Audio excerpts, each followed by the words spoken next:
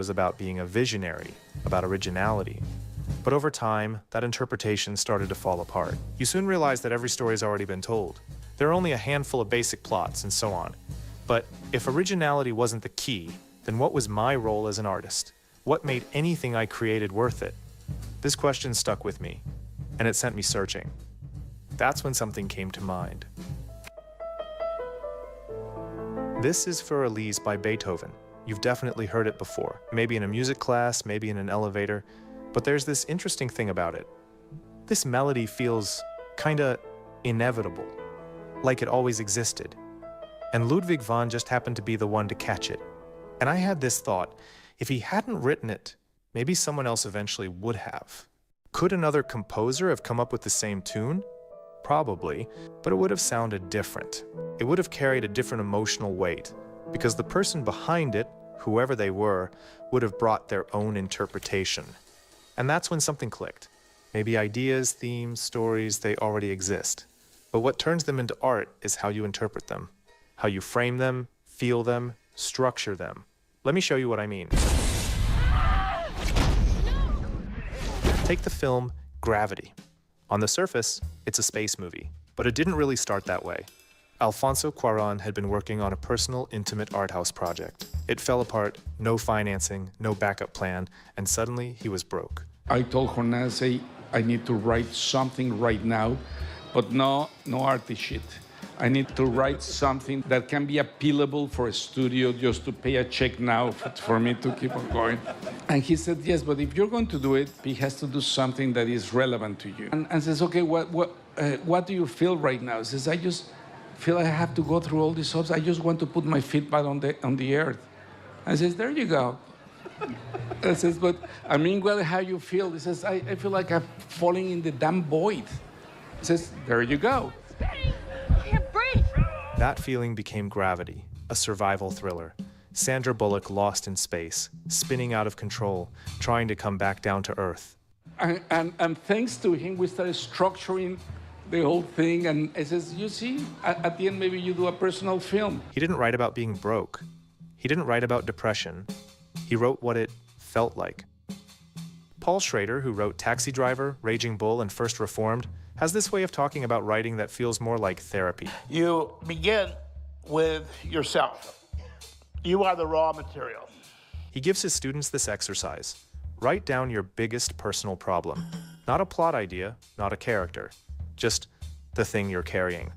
Then ask yourself, what's the metaphor for that? Because that's the thing about powerful storytelling. It's not the literal story that hits you.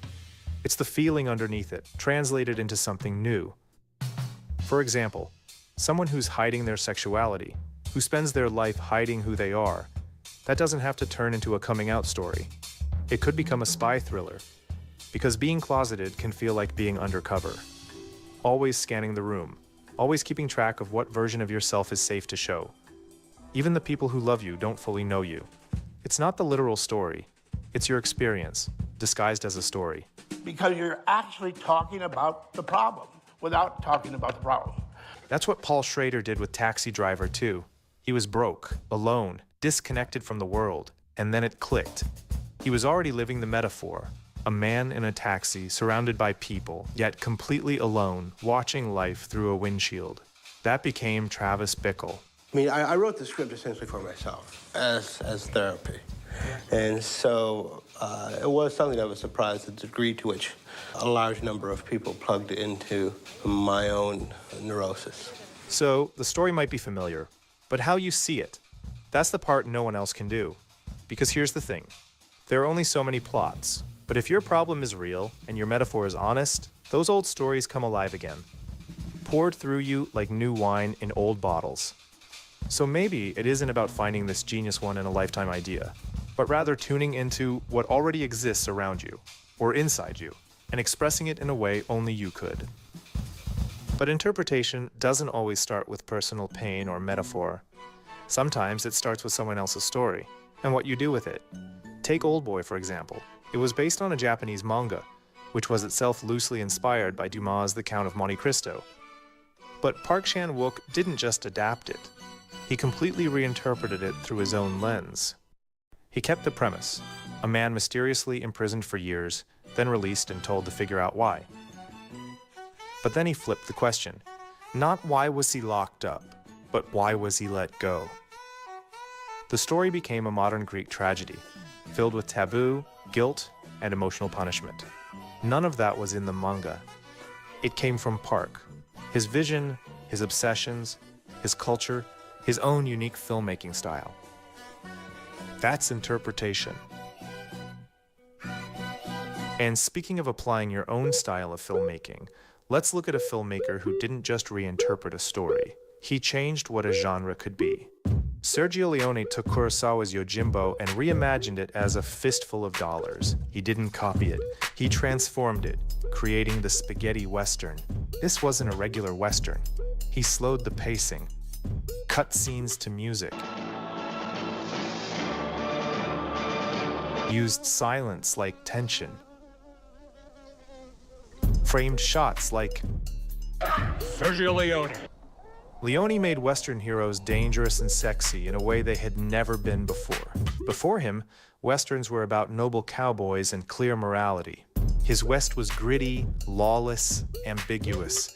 Survival mattered more than virtue. And in doing so, he created an entirely new genre. It wasn't a new story, it was a new language. But sometimes the genre stays the same, and it's the personal story inside that makes it powerful. Like a movie about aliens, something we've seen 100 times, can feel completely original when it's filtered through someone's life. The whole movie for me grew out of growing up in South Africa, and sort of my experiences growing up as a kid are reflected very accurately in the film. Neil Blomkamp grew up in apartheid-era Johannesburg, and when he made his first feature, he didn't write a historical drama or a documentary. He made a science fiction film about aliens forced into slums, but it wasn't really about aliens. It was about what it felt like to live inside segregation, to grow up in a system built on categories, fences, and forced removals. And by telling it that way, he turned his experience into something that we could universally understand. He took something massive, sci-fi, and used it to say something deeply personal and political. He didn't show the problem directly, he interpreted it. That's why District 9 landed so hard. Now compare that to his later movies. They had bigger budgets, more visual effects, but they didn't land the same way.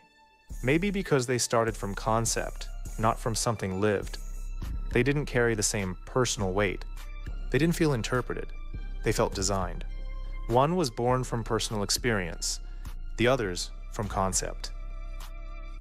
So whether it starts with a metaphor, a feeling, or a genre you grew up loving, what matters is that it's honest and that it's yours. Maybe that's what Tarantino meant all along. Make the version of the story that only you can. Good, bad, or indifferent, Reservoir Dogs didn't really exist before I did it. Heist films had been made. Hong Kong movie, City on Fire. If you've ever seen City on Fire, it's very, very different from my movie. The section that they say I took, I did take from it, all right? Absolutely, I took from it. But it's a very different movie. They actually talked to the director, Ringo Lam. He goes, wow, Tarantino took the last 10 minutes of my movie and made an entire movie about it. You know, there was Barry Levinson and Tin Men, and there was Goodfellas, and there was all kinds, there's the David Mamet stuff, all that stuff existed. That was sort of like Reservoir Dogs, but it wasn't Reservoir Dogs. It didn't have this aesthetic that I'd been having. It was never just there. I mean, if it was just there, if 2 or 3 other people were doing it, I might have been a filmmaker because I didn't need to get it out of my head. So maybe it's not about chasing the next great idea or inventing something no one's ever thought of. Maybe it's about making something no one else could have made, because it came through you.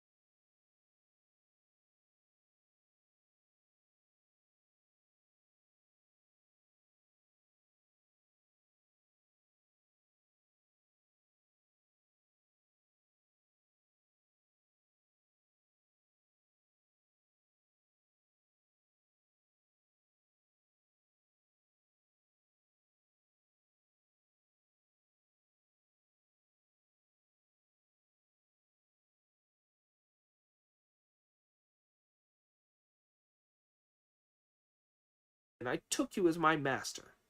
I've gone into ancient caves and deep forests capturing monsters and demons. I won Pig and Friar Sandover, and I've had a very hard time of it. But today you've turned stupid and you're sending me back. When the birds have all been shot and the bow is put away, when the rabbits are all killed, the hounds are stewed. Oh well, if only you hadn't got that band-tightening spell. I won't recite it again, said Sun Zung. You shouldn't say that, replied Monkey. If you're ever beset by evil monsters from whom you can't escape, and if Pig and Friar Sand can't save you, then think of me. If it's unbearable, say the spell. My head will ache, even if I'm many tens of thousands of miles away. But if I do come back to you, never say it again. The Tang priest grew angrier and angrier as Monkey talked on, and tumbling off his horse, he told Friar Sand to take paper and brush from the pack. Then he fetched some water from a stream, rubbed the ink stick on a stone, wrote out a letter of dismissal, and handed it to Monkey. Here it is in writing, he said. I don't want you as my disciple a moment longer. If I ever see you again, may I fall into the Avicii hell. Monkey quickly took the document and said, There's no need to swear an oath, master. I'm off. He folded the paper up, put it in his sleeve, then tried once more to mollify Sun Zong.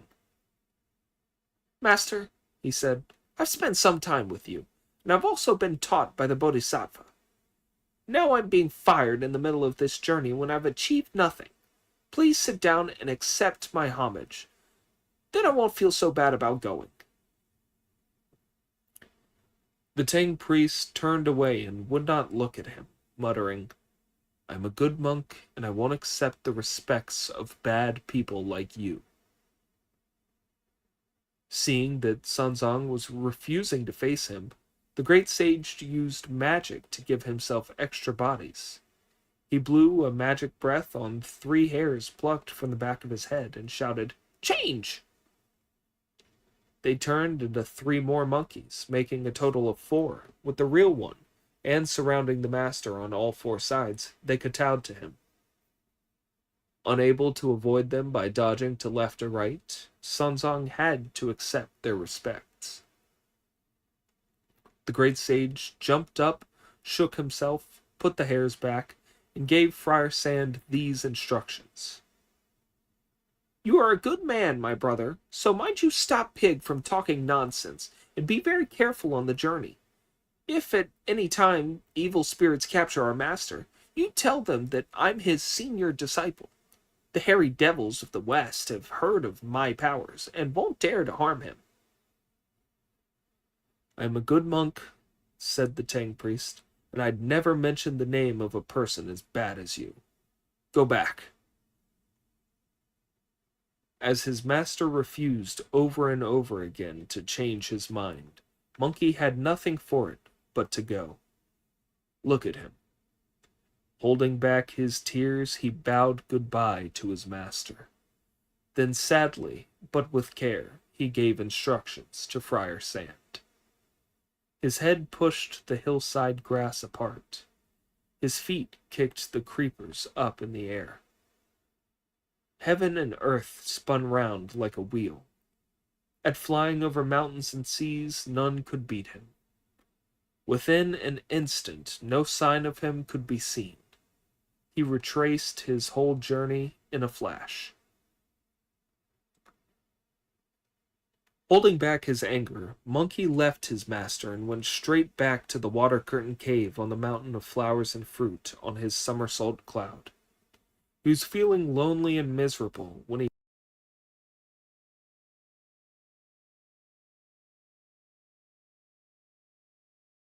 and I took you as my master. I've gone into ancient caves and deep forests capturing monsters and demons. I won Pig and Friar Sandover, and I've had a very hard time of it. But today you've turned stupid and you're sending me back. When the birds have all been shot and the bow is put away, when the rabbits are all killed, the hounds are stewed. Oh well, if only you hadn't got that band-tightening spell.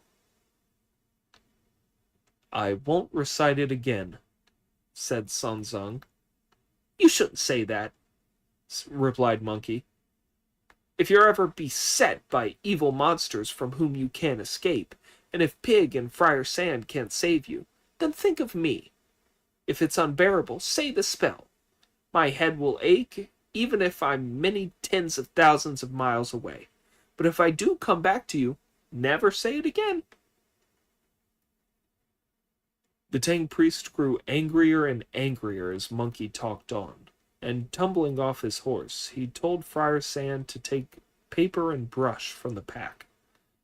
Then he fetched some water from a stream, rubbed the ink stick on a stone, wrote out a letter of dismissal, and handed it to Monkey.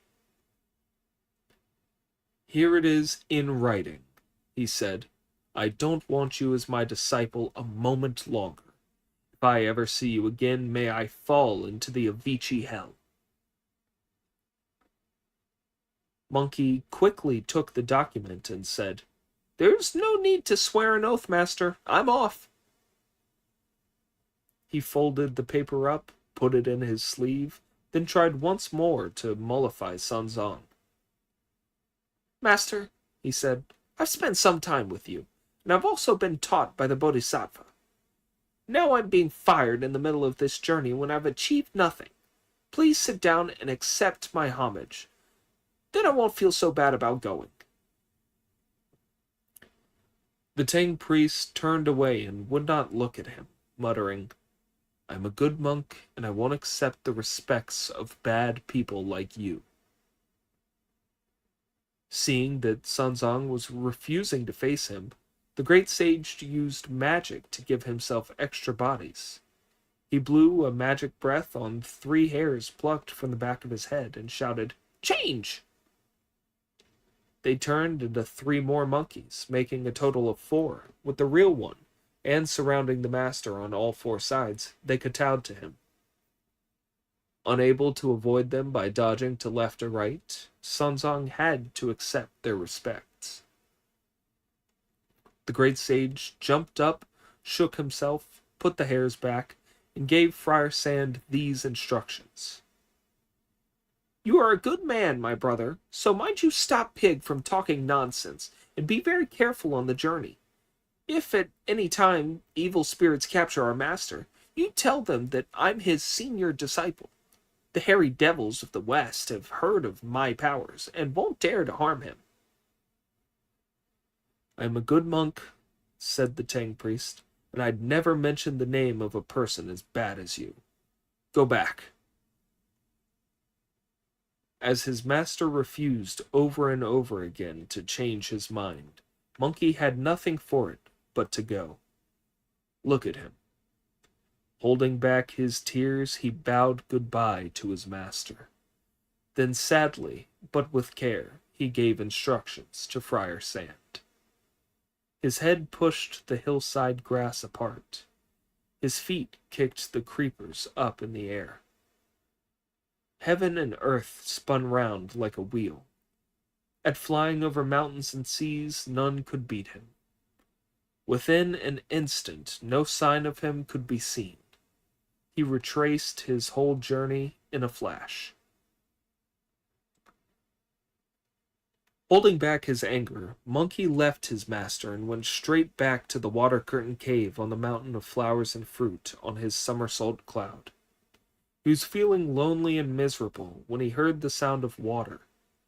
When he looked around from where he was in midair, he realized that it was the waves of the eastern sea. The sight of it reminded him of the Tang priest, and he could not stop the tears from rolling down his cheeks. He stopped his cloud and stayed there a long time before going. If you don't know what happened when he went, listen to the explanation in the next installment. Chapter 28. On the mountain of flowers and fruit, the devils rise. Sanzang meets a monster in the Black Pine Forest. The great sage was gazing at the Eastern Ocean, sighing sadly at being driven away by the Tang priest. "I haven't been this way for 500 years, he said. As he looked at the sea, vast were the misty waters, boundless the mighty waves. The vast and misty waters stretched to the Milky Way. The boundless and mighty waves were linked to the earth's arteries. The tides came surging, the waters swirled around. The surging tides roared like the thunder in spring. The swirling waters howled like a summer hurricane. The blessed ancients riding on dragons surely must have frowned as they came and went. Immortal youths flying on cranes certainly felt anxious as they passed above. There were no villages near the coast, and scarcely a fishing boat beside the sea. The waves' crests were like immemorial snows. The wind made autumn in July. Wild beasts roamed at will. Shore birds bobbed in the waves. There was no fisherman in sight, and the only sound was the screaming of the gulls. Though the fish were happy at the bottom of the sea, anxiety gripped the wild geese overhead. With the spring, Monkey leapt over the Eastern Ocean and was soon back at the mountain of flowers and fruit. As he brought his cloud down and gazed around him, he saw that all the vegetation on the mountain had gone, and the mists had disappeared completely. The peaks had collapsed and the woods were shriveled and dead. Do you know why? It was because when Monkey was taken to the upper world after wrecking the heavenly palace, the god Erlang and the 7 brothers of Meishan had burnt it all down. This made the great sage even more miserable than ever. There's a poem in the ancient style about the ruined landscape of the mountain. I came back to the immortal mountain in tears. On seeing it, my sorrow is doubled. I used to think that it was safe from harm, but now I know that it has been destroyed. If only Erlang had not defeated me. Curse you for bullying me like that. I shall dig up the graves of your ancestors, and not stop at destroying their tombs. Gone, gone, the mist that filled the sky. Scattered the winds and clouds that covered the earth. On the eastern ridge, the tiger's roar is silent. The apes howl no more on the western mountain. No sign of hare or fox in the northern valley. No shadow of a deer in the southern ravine. The blue rock was burnt to 1,000 cinders. The jade-green sands are now just mud. The lofty pines outside the cave all lean askew. Few are the cypresses before the cliff. Cedar, fir, locust, chestnut, juniper, and sandalwood all are burnt. Peach, apricot, plum, pear, and jujube, gone, every one. How are the silkworms to be fed without oak and mulberry? The birds cannot nest with no willow or bamboo. The crags and boulders have been turned to dust. The springs have dried up, and the weeds grow in the stream beds. The earth is black in front of the cliff, and no orchids grow. Creepers crawl in the brown mud by the path. Where did the birds of yesterday fly? To what other mountain did the animals go? Leopards and pythons dislike this ruined spot. Cranes and snakes avoid the desolation. My criminal thoughts of those days past brought on the disaster of today. The great sage, deep in gloom, heard a sound from a thorny hollow in front of a grassy slope as 7 or 8 little monkeys leapt out, rushed up to him, and surrounded him, kowtowing. "Great sage," they shouted, "have you come home today?" "Why aren't you playing?" the handsome Monkey King asked them. "Why were you all hiding? I was here for ages without seeing a sign of you. Why?" Tears poured from the eyes of the other monkeys as they told him. "Ever since you were taken up to heaven as a prisoner, great sage, the hunters have given us a terrible time. What with their powerful bows and crossbows, their brown falcons and evil hounds, their nets, loops, hooks, and spears. We were all too afraid for our lives to come out and play. We have to hide deep in our caves and keep away from our usual dens. When we're hungry, we filch some grass from the hillside, and we drink the fresh spring water from the stream. We've only just heard you, great sage, your majesty, and come out to greet you. Please, please help us." The great sage felt more depressed than ever on hearing this, and he went on to ask, "How many of you are there left on this mountain?" "Only about 1,000 of all ages." "In the old days," said the great sage, "I had 47,000 fiends. Where have they all gone now?" "After you went away, the god Erlang set fire to the mountain, and most of us were killed in the blaze. Some of us squatted at the bottom of wells, or hid in gullies, or took cover under the iron bridge, and escaped with our lives. When the fire burnt itself out and the smoke cleared, we came out to find that there were no more plants or fruit to feed us, making life almost impossible. So half of the survivors went away. The rest of us have been having a very lean time on this mountain, and half of those left have been caught by hunters in the past 2 years." "What do they do that for?" Monkey asked. "We hate the very name hunters," the other monkeys replied. "They shoot us with arrows, spear us, poison us, and beat us to death. They take us away to skin us and cut the flesh from our bones before boiling us in soy sauce, steaming us with vinegar, frying us in oil, or stir-cooking us with salt. Then they eat us to help their rice down.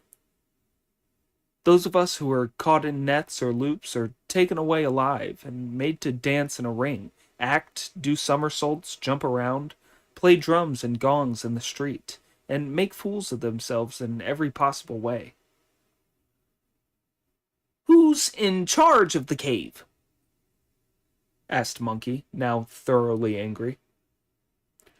"Marshals Ma and Liu and Generals Bin and Ba," they replied, "are still in command." "Then tell them that I'm here," said Monkey. The junior fiends rushed in to report.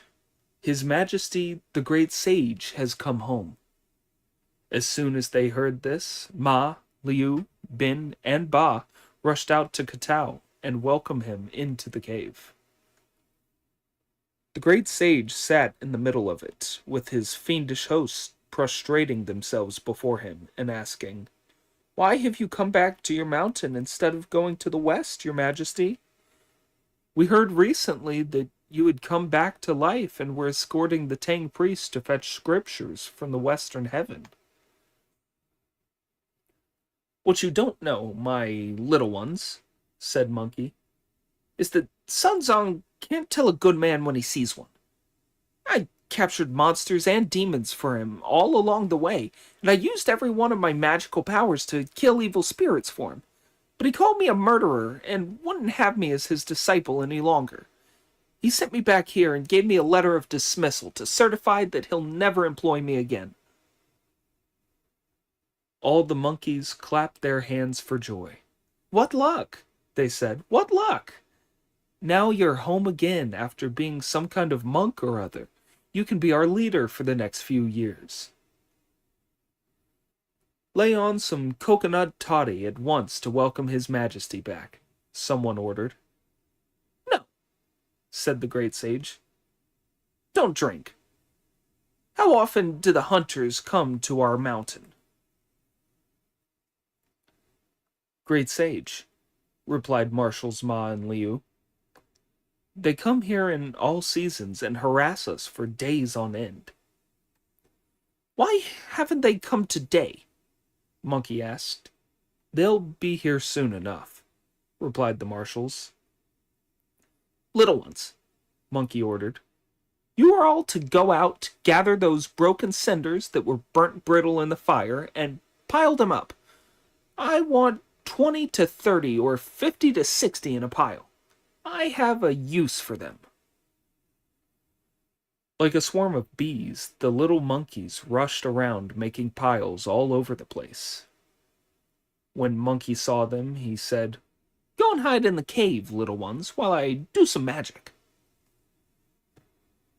When the great sage went up to the mountain peak to look around, he saw over 1,000 men with horses approaching from the south.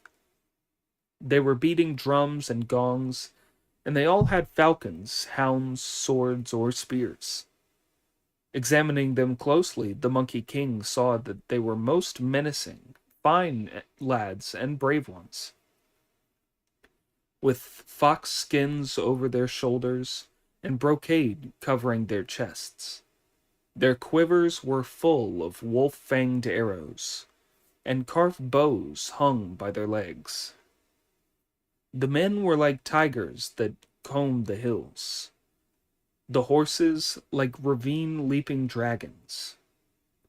They came in hordes, leading their hounds, and their arms were packed with falcons. In thornwood baskets they carried muskets, and powerful eagles were fastened to their belts. They had sticky poles by the 100, and hair forks by the 1,000. Bull-headed fiends blocked the path with nets. Demon kings were handling knotted ropes. As they all roared their ferocious cries, they swarmed over the hill like the stars in the sky. The great sage was furious at the sight of them spreading all over his mountain. He made a spell with his fist, muttered the words that went with it, breathed in a mouthful of air from the quarter that the winds came from, and puffed it out again. It was now a hurricane, a splendid hurricane, picking up the dust and earth, blowing down trees and whole forests. Waves reared up as high as mountains, as they beat in thousands upon the shore. Heaven and earth were thrown into gloom, sun and moon cast into darkness.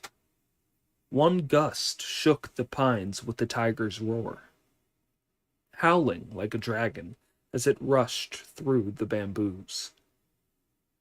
Heaven belched angrily through all its orifices, as flying dirt and stones brought injury and death. The hurricane that the great sage had called up made the piles of broken stone whirl wildly around, and the 1,000 men with their horses were reduced to a pathetic state. The aconite was smashed to pieces by the stones, while the flying dirt injured all the sea horses. Ginseng and cassia were in panic by the ridge, and blood stained the cinnabar ground. The aconite was stranded away from home.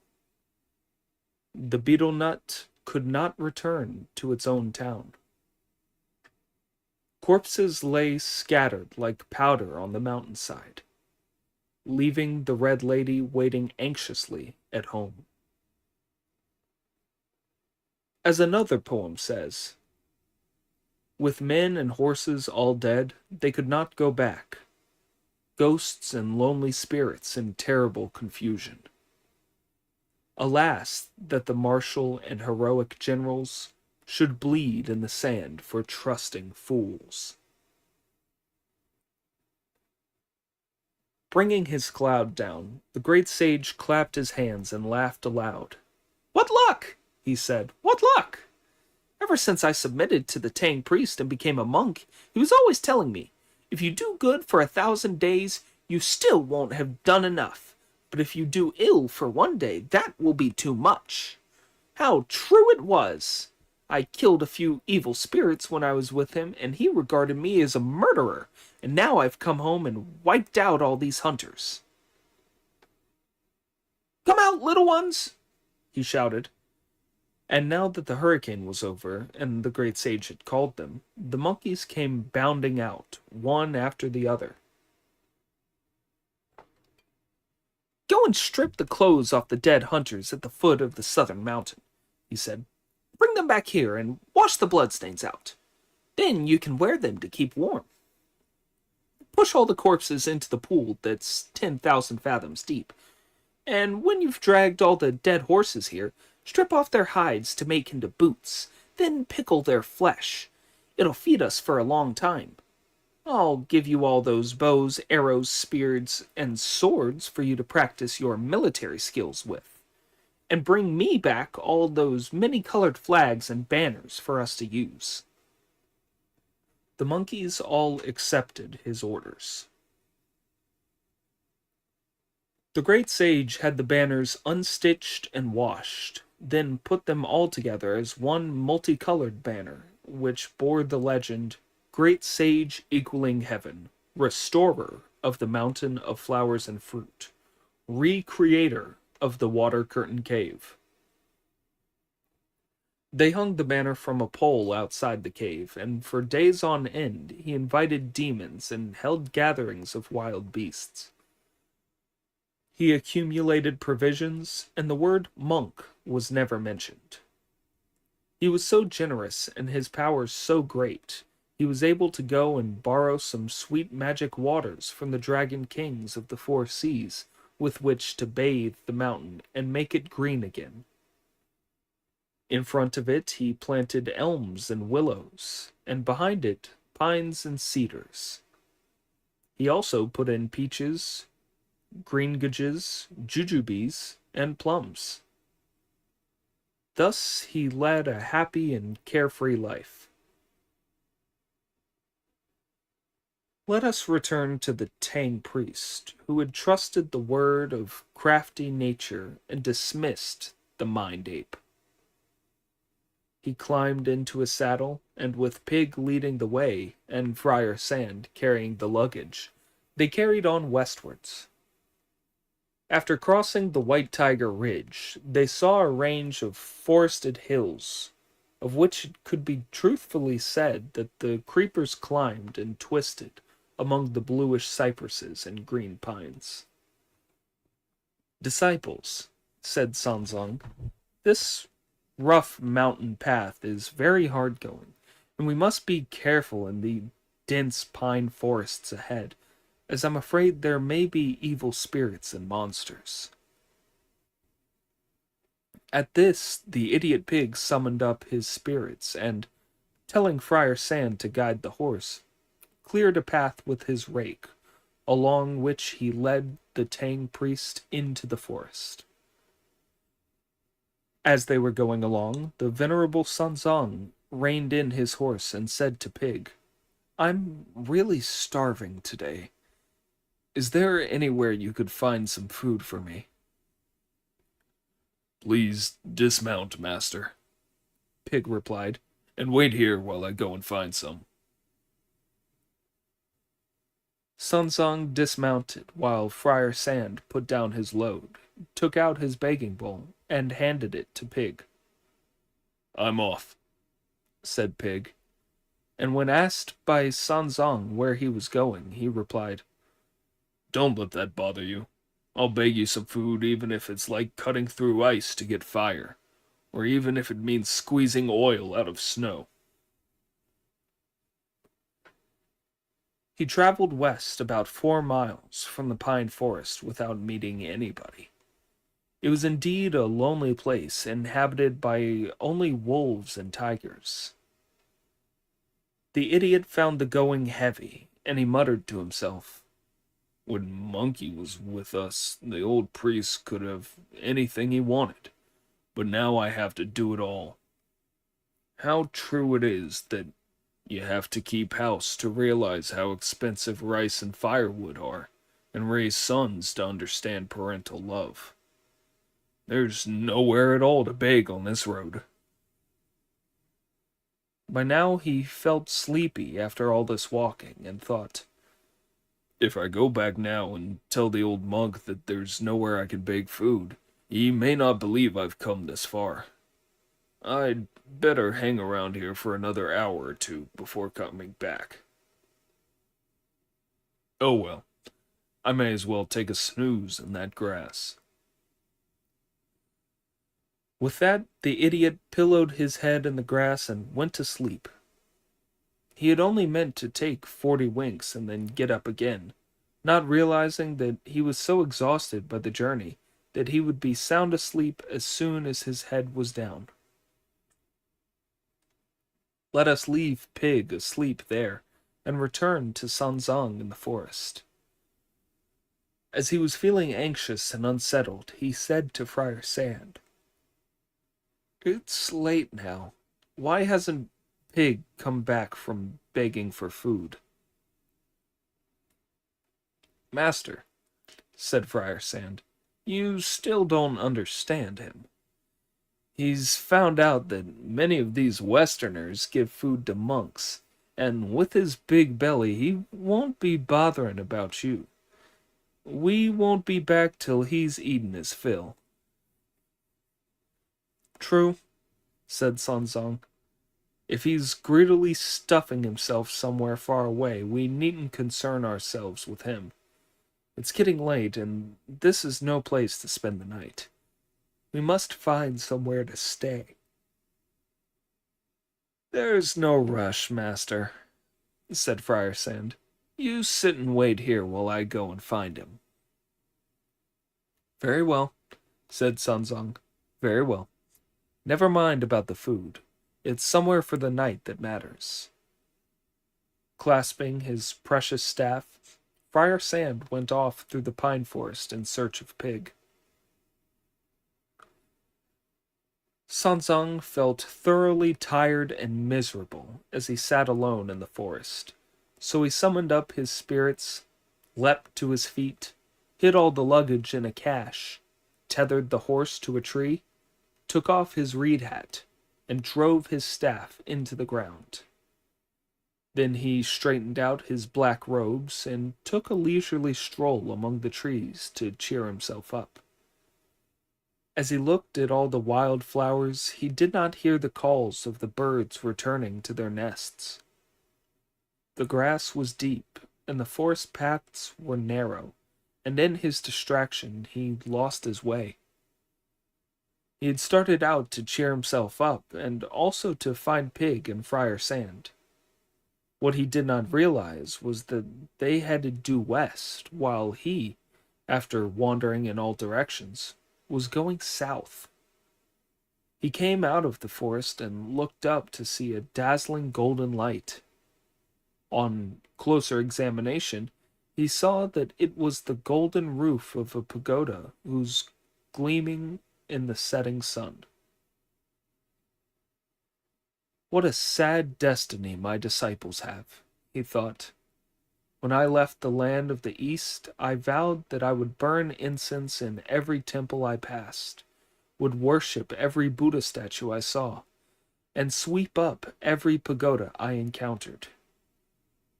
Isn't that a golden pagoda gleaming over there? Why didn't we go that way? There's bound to be a monastery at the foot of the pagoda, and the monastery must surely contain monks. Let me have a look. The luggage and the white horse can come to no harm in that uninhabited spot. If there is some suitable place, we can all spend the night here when my disciples come back."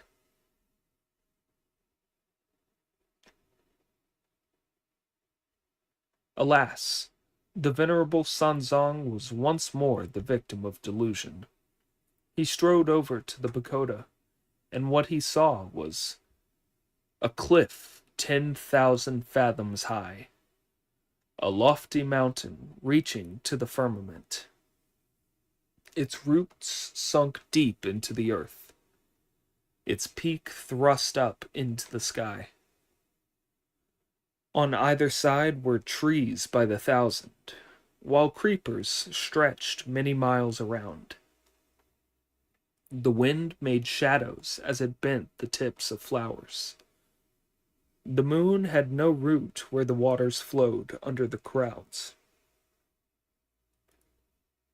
A fallen tree spanned a deep ravine. Withered creepers were knotted round the gleaming peak. Under the stone bridge ran the water from a spring. On the sacred altar, the ever-burning lamp was as bright as chalk. From a distance, it looked like the 3 islands of paradise. Close to, it resembled the blessed land of Penglai.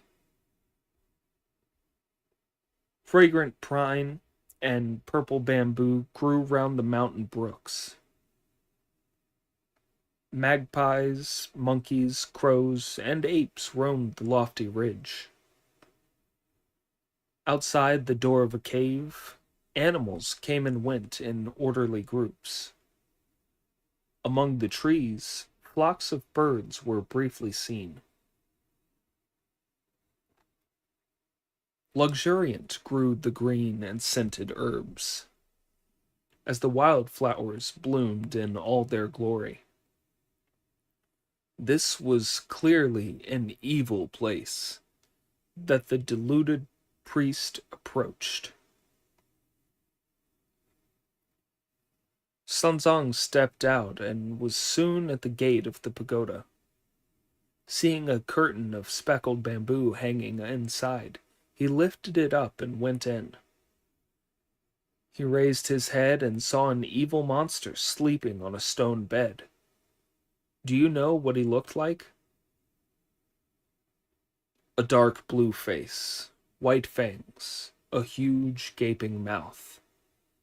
On either side of it were matted hairs, all stained with fat and grease. The purple tufts of his beard and mustache made one think of splayed out lychee shoots. His nose was as hooked as a parrot's beak, his eyes as dim as stars in the dawn. His 2 fists were the size of a monk's begging bowl. His indigo blue feet were like a pair of logs. The pale yellow robe that was flung across him was grander than a brocade cassock. The sword in his hand gleamed and flashed. The rock on which he slept was exquisite, smooth, and flawless. As a little fiend, he had marshaled ant formations. When a senior demon, he had sat in the wasp's headquarters. At the sight of his awe-inspiring might, all would shout out, calling him master. He had created 3 men drinking in the moonlight, and had magicked out of the wind cups of refreshing tea. Consider his tremendous supernatural powers. In the wink of an eyelid, he could be at the ends of the earth. In wild forests, he could sing like a bird. Deep in the bush, he would stay with snakes and tigers. When an immortal farms the land, it bears white jade. When a Taoist master tends the fire, he produces elixir. Although this little cave mouth did not lead to the Avicii hell, yet this ferocious monster was a bull-headed demon. Sanzang was so terrified at the sight of him that he shrank back.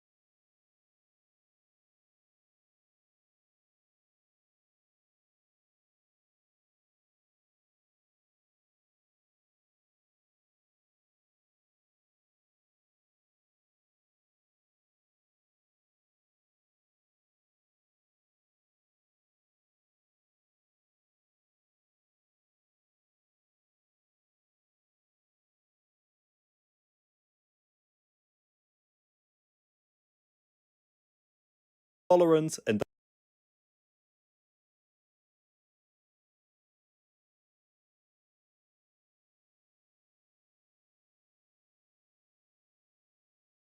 stagnating while setting up some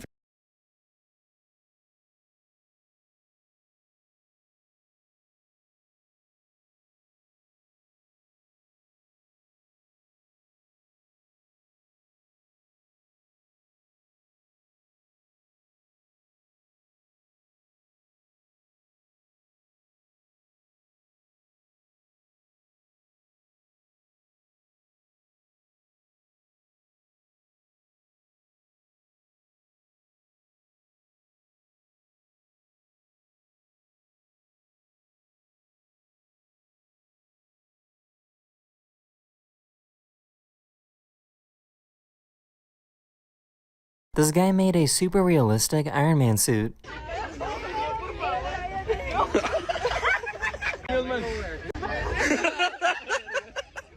This guy made a Hi everybody, it's your favorite Pokemon, Hatsune Miku. I'm so excited to see you today, so get up high, wood, Oh no you don't, Miku, this time it's Kedosten. Oh, I think I came down too fast. Dizzy, so dizzy, hang on, I need to reset.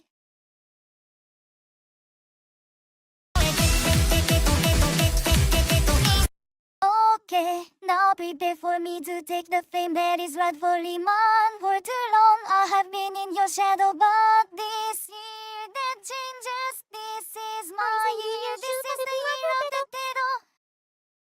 You are there, look up, there is nothing but clear sky. Oh, you gotta be kidding. Give me a systems display. Amateur and a professional is you write your own compiler, okay? You can download my 2 meg distribution that has all the source code on it, and you can compile with my fucking compiler. Give me a And you can compile with my fucking compiler. Give me a systems display. Now we want section 626. Nope, take that 10. Can we walk the forest skeleton? Let me for a little, cause I'm going through me like you, my heart beats the rhythm just for you. And I could leave it on the shelf or keep it to myself, but nothing could conceal these things. I feel my love, I give you my grand reveal. Do you feel the things I feel? I am definite and real.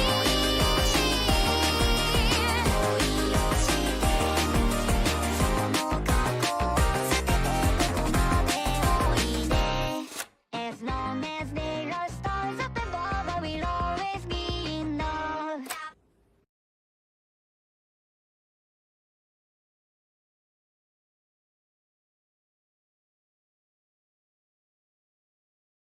Just putting it out there. Imagine if Hulk, when you in addition to the gun just shooting faster, just make the projectiles fast. Don't even make it when you in addition to the make the projectiles travel faster, maybe larger. In addition to that, just putting this out there. Imagine that when you ult as a mini Hulk, a big ass Hulk just comes out of the sky and just Atom smashes you right into the fucking ground. And anyone around you gets fucking turned into red mist, like 200 damage or some shit like that. That'd be kind of badass. Or some type of explosion. If they're close enough, they're like... Gamma explosion. 4, 3, 2. Every character you play, I'm like, oh, that's all I have to do is play... That's all I have to do is play that hero, then I play him. It's not the same. Yes, we've done fantastic. We have an entire list of all the heroes we have done, and as of the last few runs, the amount of time it took for us to do them on my Discord at discord.gg/other link is also in the description, if you are curious. I need to sit down one day and just put all of them in. I have a lot of admin shit I need to do. I need to sit down and just like update the list, put the times in there, link the videos where applicable. Maybe need to go over the format again.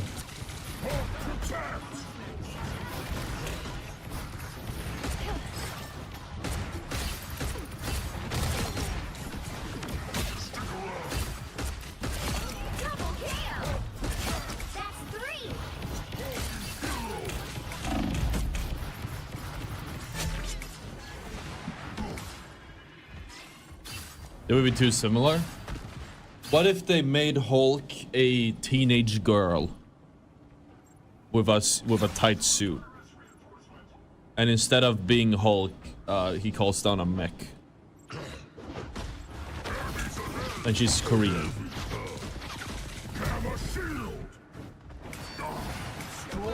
Her character could be like she's a pro gamer.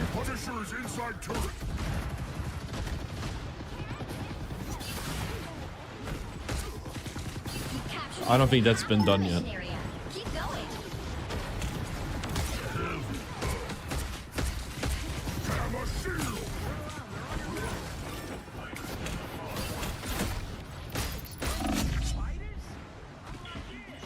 Get in the robot banner.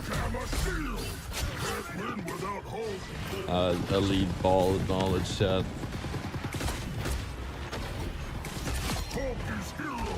Banner cranking one out.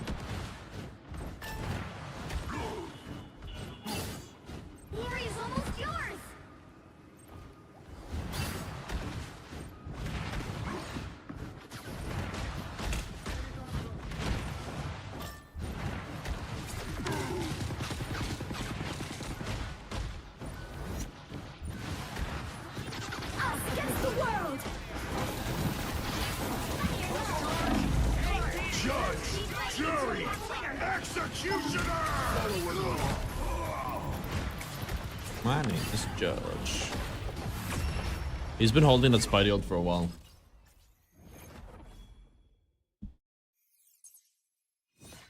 It's still a teenage girl. She turns into the Hulk. It's just a metaphor for using Discord. Hell yeah, dude. That's some of the. This is the other dojo. You go check it out. Here it is. We have the list here.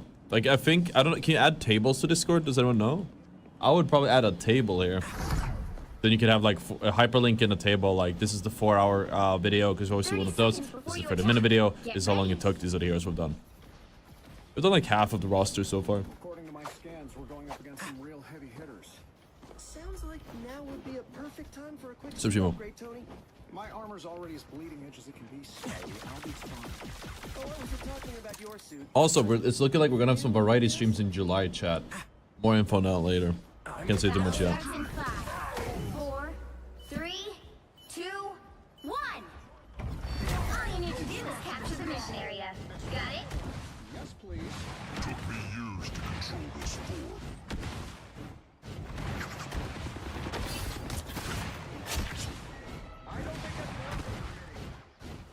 Don't mess with the There it is. Spider-Man. To be fair, it's hard to expect them to do that.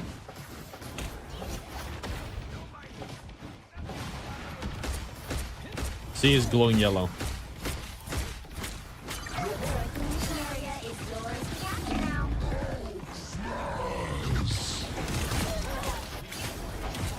Very underrated feature.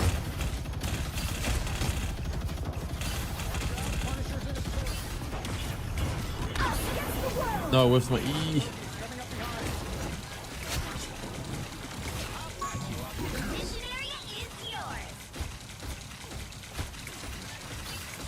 I think if Penny placed her mines there, she could have killed all of them, right? Don't know how many mines we need.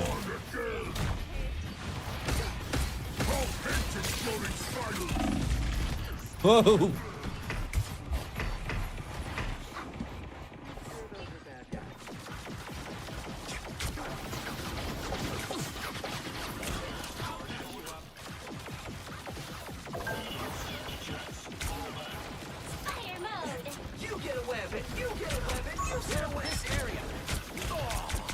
No way.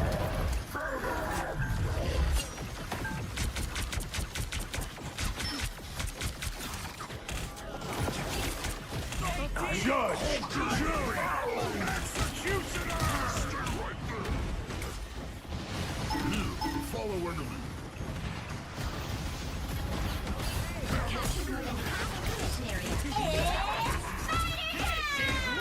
Firepower!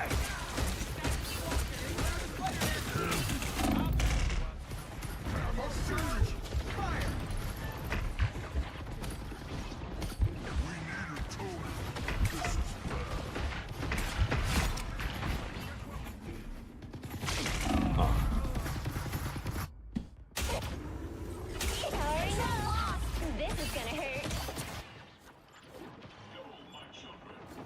Here we go again. I'm hulking out!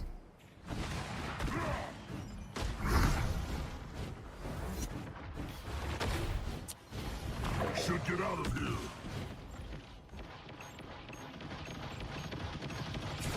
Punisher made himself turret.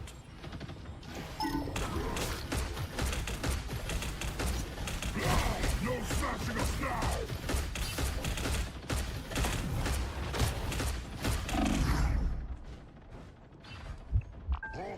I don't think he realizes I'm not even there.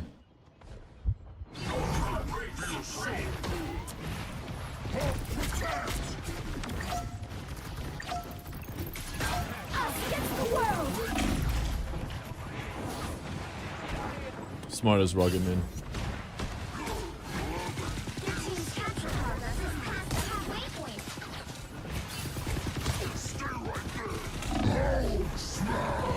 Judge, jury, executioner! Take it, take it, take it, take it, take it. Don't mess with the amazing Spider-Man! Take it. Stronger again. Punisher made himself to Monster Hulk, not ready. Put a target on enemy. They've almost got it!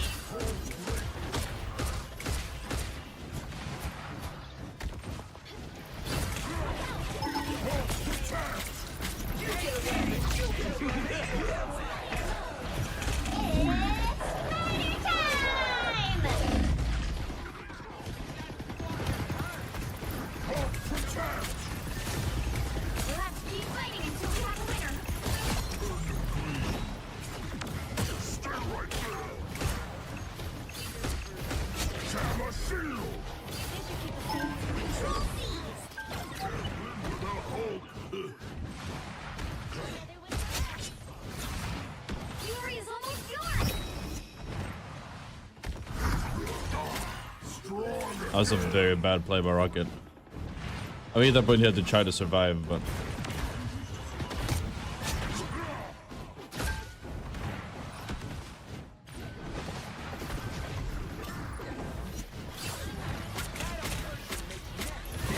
No snatching. Keep fighting until we have a winner. Yes, and Spider's all gone. You need Hulk. Rocket mind on. What GPU do I use? 3090 and 4090. One for the DMA, one for the gaming. Another epic victory. Big win.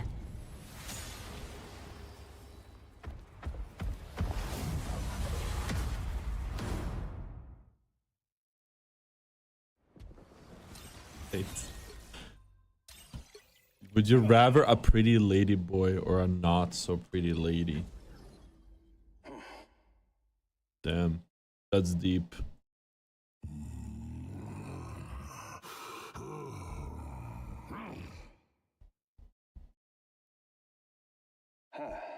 That is deep, chat.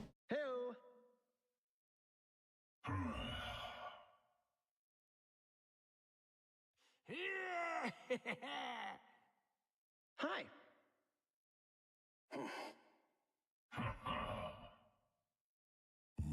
And his cues are crazy. We didn't make up, did we? Oh, we did. Oh, yeah, okay. Eye ladies, dude. Hell yeah. I'll play 1414.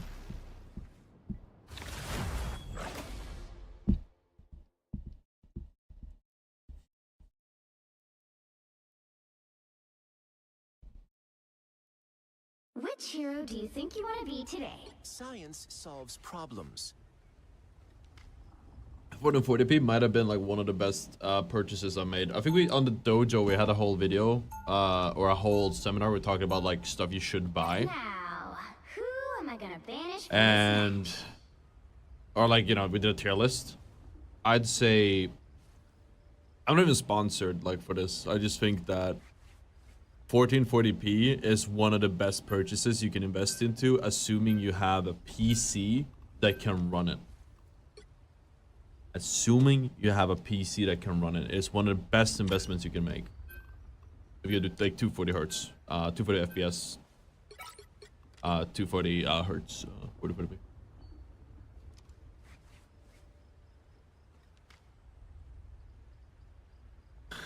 It's not so neat. All right.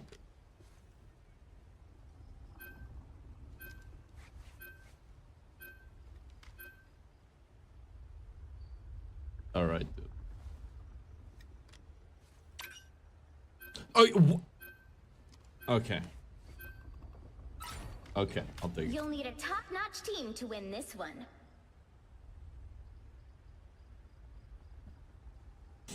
I think it's hard to explain, but once you've played on it, it makes sense. You'll understand what I'm saying. It's literally twice the amount of pixels as 1080p. It's easier to read targets in front of you. It's easier to spot enemies because you just have more pixels to work with. You just get like better fidelity. It really helps, like with I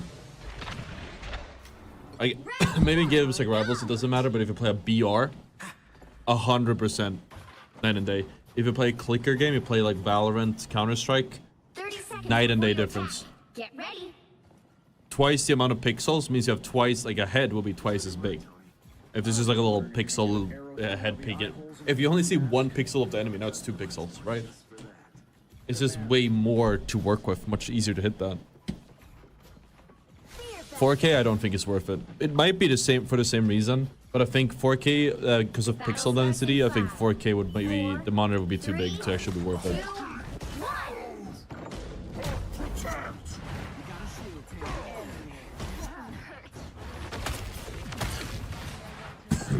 The roots.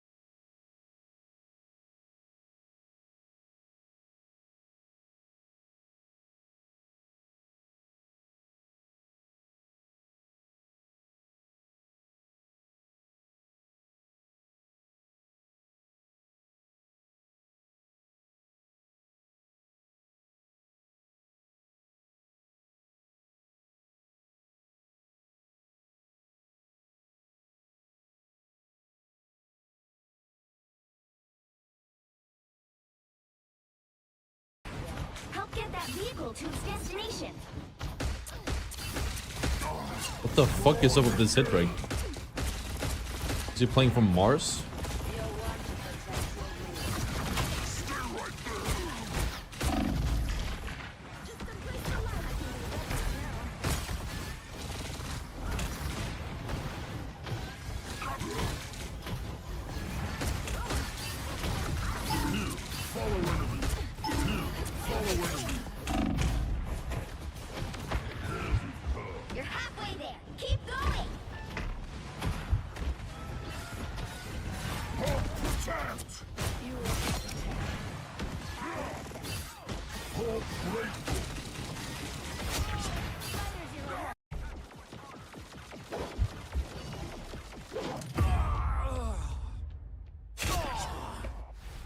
Yeah, 165, 104 hertz is probably also fine.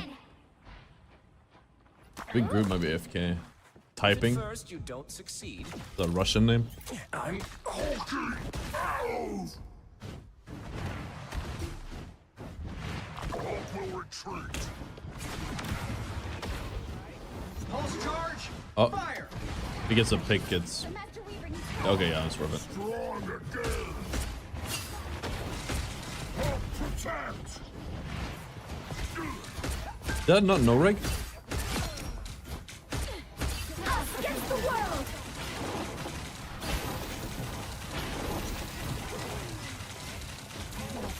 Don't you worry, Spider Zero. We'll get you there. Hulk protect.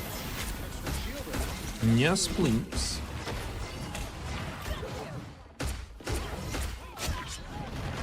Oh yeah, he's definitely AFK. No smashing us now. Stay right there. Strong again.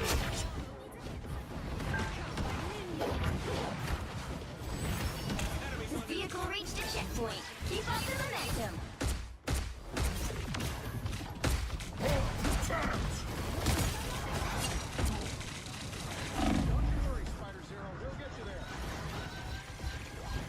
Is that like Persona? No. Always has to show up. Gamma shield. I'm not like, dude, I mean, I should say no. That's very productive. But I really do not have an opinion on it. Watch out. Hulk break. I know very little about it.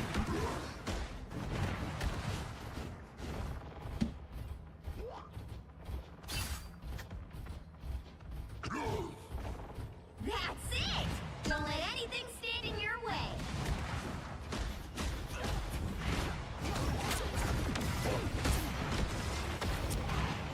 Behold that child! No smashing us now. You know this guy's tilting like crazy. He's doing all this work as magic and his fucking Hulk is just walking in his face and punching him out.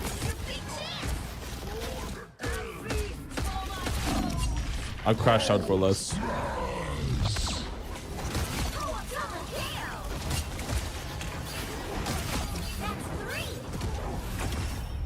Yeah, it's fucking...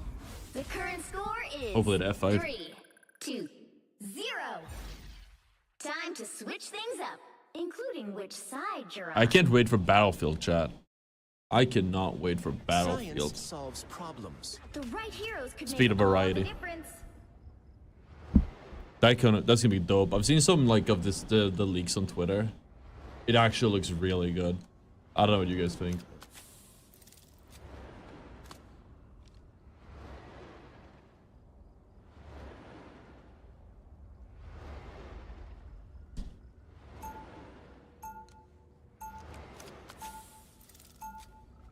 Round Which game made you crash out the most?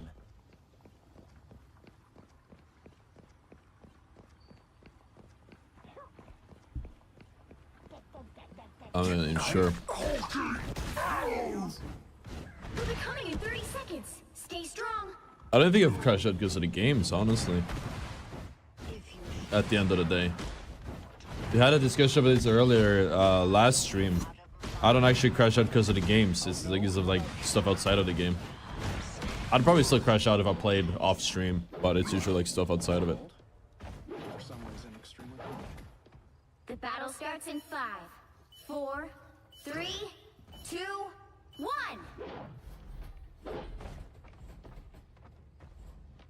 Here they come.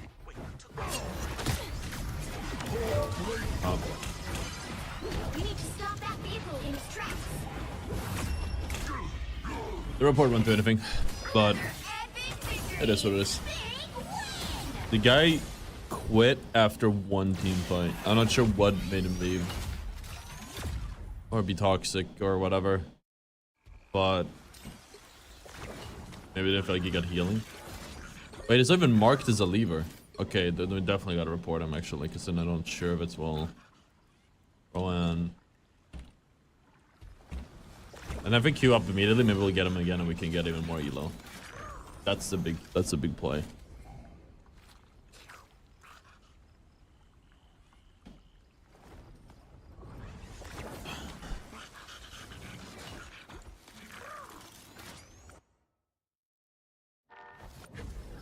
Do I have DLSS on? I have it on. I don't even notice it, but like if there is any. Maybe it depends on your graphics card. Like I have a good graphics card, so I don't feel it. Or you can Gaming Subs, you got a Gaming Subs at GG with code order for 15% off or 10% off, yeah. Or is it 15? I want me to say 10 this whole time. No, it's 10, 10 isn't it?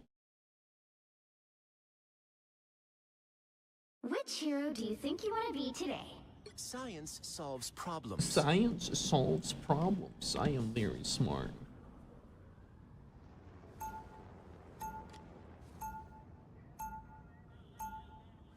Now, who am I gonna banish from this match?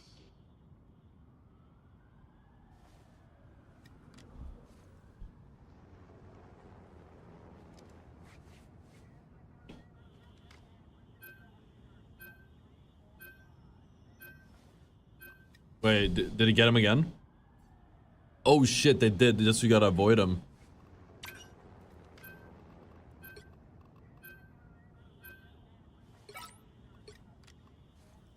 Drops enabled. Well, we don't have the magic drops because those are for if you're streaming Ignite, which I don't really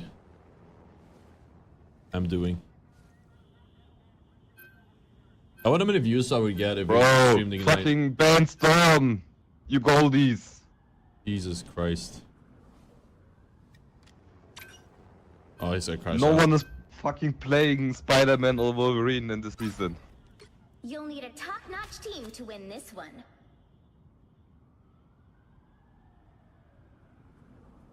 No, I am not in gold. It's not in gold, chat. Confirmed. He's in plastic. Next time ban Hela and Punisher or Storm and Punisher. Most annoying picks in the game. What did you say? Yo, demotivating. Why? You're annoying. Why I am annoying? Hey, toxic, bro. Toxic. Yeah, that's toxic, bro. I wanna just help you. 30 seconds before you attack. Get ready. Yeah, your mic is very loud, though. Make it wider, I guess. You can have an option change. I think he bought a boost because he didn't play on his last day. It's yesterday, 10 hours ago. Maybe not. I'm really so loud. Sorry, guys.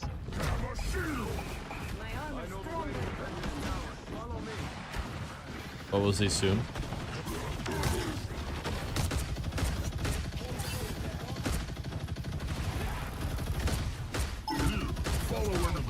Probably doesn't even turn around. No way.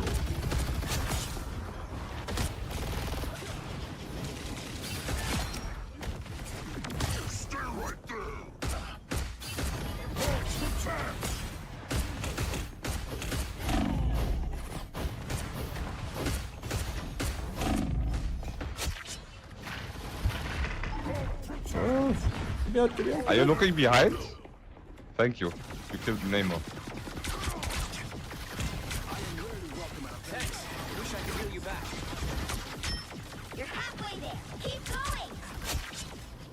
But clearly didn't need to look around, so.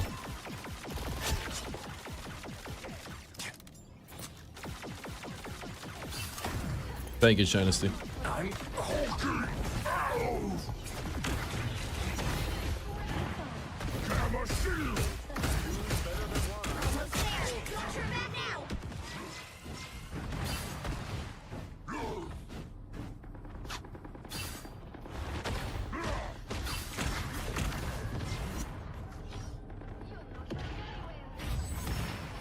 Vehicle reached a checkpoint. Keep up the momentum. No snatching us now! Hold grateful.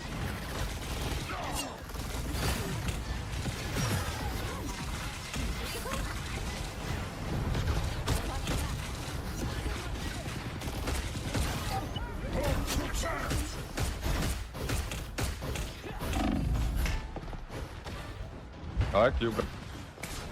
Never mind, I got you.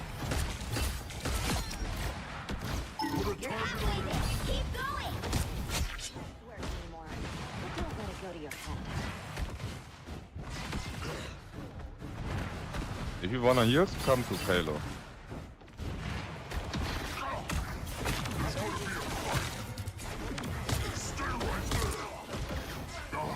Strong again.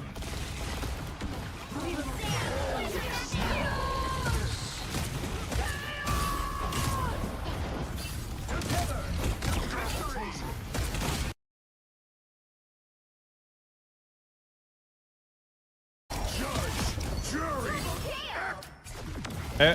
Vehicle reached the checkpoint. Keep up the momentum.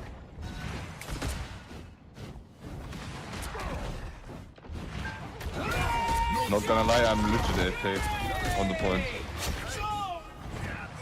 Yeah, you didn't move.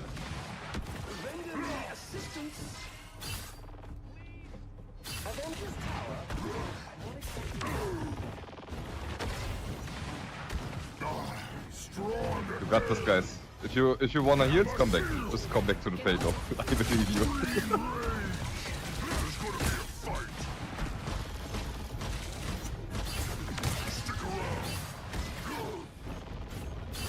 Someone is on the point here by me.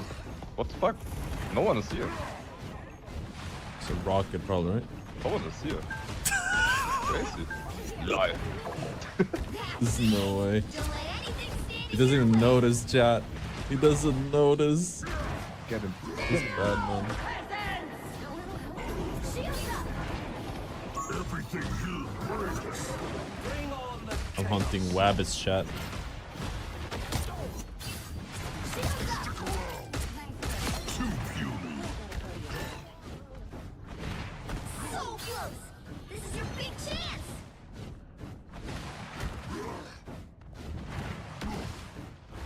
Can we get till this which are easiest to OTP2 slash eternity? Well, Celeste will be easier to say. Obviously, it will be a bit different to eternity, but we should make one for sure. 2, 0. Time to switch things up, including which side you're on. Science solves problems. The right heroes could make all the difference. Chat, should I put the battery in on the fire alarm, or will it pop off and burn everyone's fucking headphones? They gave me a new one. I haven't. This is.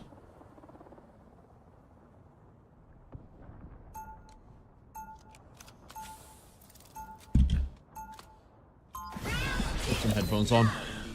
Earplugs. I'm hulking out.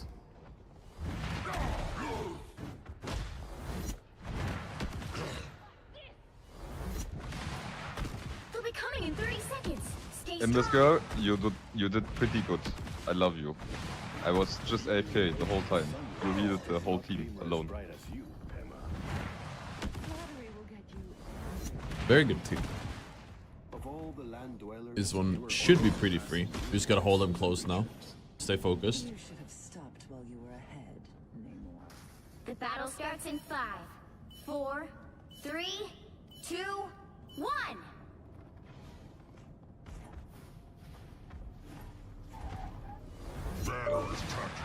Oh, okay. Oh, damn.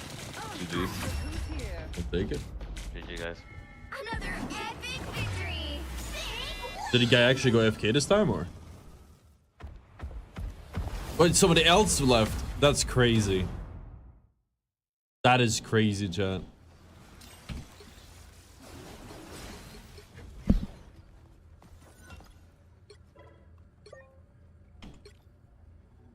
Thank you, Hugo. Why is he gold again? Really bad loss streak. You get it.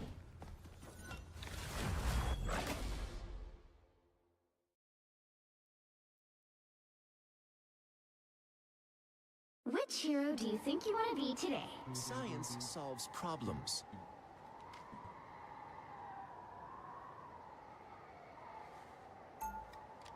I'm about to make a command about the fucking I know you guys want the best for me, or want me to just do well. But you guys keep telling me about how the grenades give you transform. I know they do. But why would I pop the grenade immediately? If I pop the grenade immediately, then I'm not gonna have it. I might need it for something else. I don't know how much you get for grenading the enemies, but it is damage. It's a damage boost, and I can just use it like at the end of the Hulk form, Bruce form as well.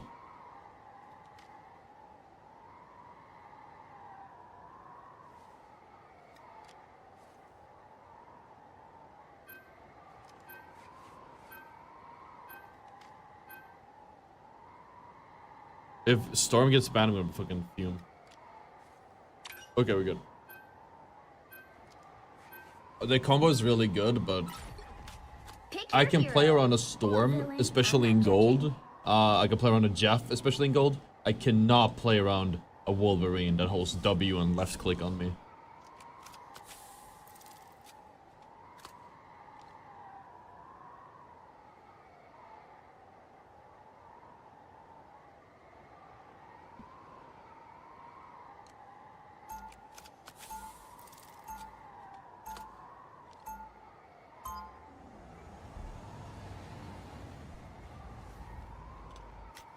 I'm just happy if it's closer to Baby Diva. That's it.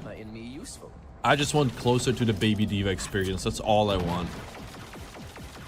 It would make me so fucking happy. We got the Baby Diva experience. Faster projectiles. Because you literally need to lead the shots into a different area code at this point. You have to, like, if an enemy is running, like here, you have to shoot there. If she would be running, yeah, like, I'd have to lead this much. That's not enough, actually. Something like that. Or make it do more damage, or be more like... 3, 2, 1. All you need to do is capture the mission area. Got it? Man, I usually use it at the end, but I'd rather have the grenade so I can like rocket jump if I'm about to die or take too much pressure, than just use it at the start and not have the cooldown. And sometimes I end up not needing it. But people keep telling me, hey, it does this, it does this. I know it does this, it's just I'm not gonna use it. The mission area is yours to capture now.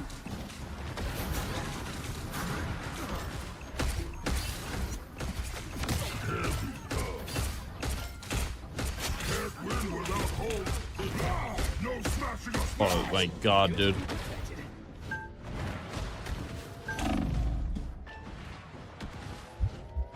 The mission area is yours. A fine victory. We have earned a little pride. There's no way we won that fight. They have triple dive. Oh, they swapped up a little bit. It's not dive though, no, it's brawl slash dive, I guess. The comp literally does 3 different things, except poke.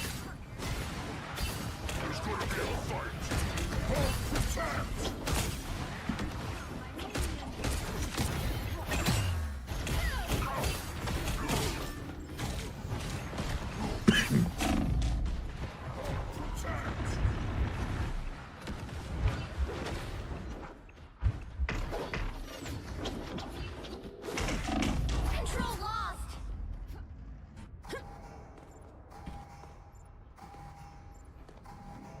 Why is he going Punisher? Is he stupid? Anyway, Davis are 100% Smurfs. The problem is we don't have a good, I don't think our teammates are able to deal with them. It's hard for me to do much.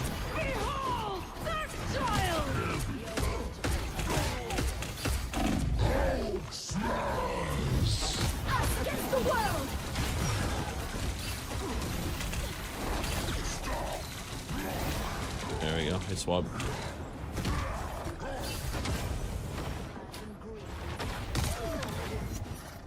And now we just peel back when they dive, and then we can walk up, I guess.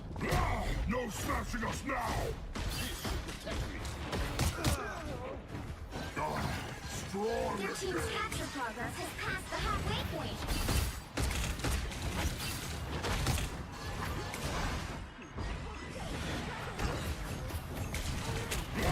No stopping us now! Dragon unleashed!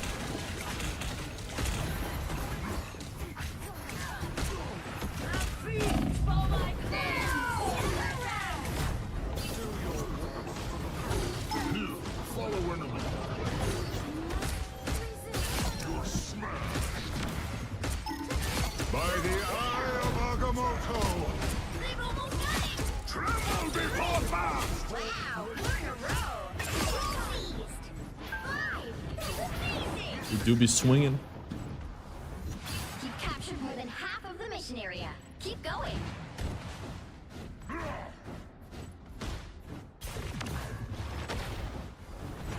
I mean, the tank is a fat DPS is technically not wrong in some cases if you think about it. Depending on which one you play. I mean, playing fat DPS will actually help your team a bunch. Follow enemy.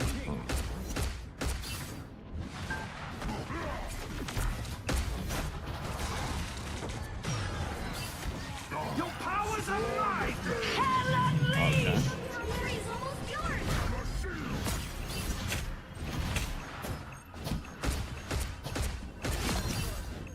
Steal yourselves! Smash them down! Us against the world! Hold protect! You'll have to keep fighting until we have a winner.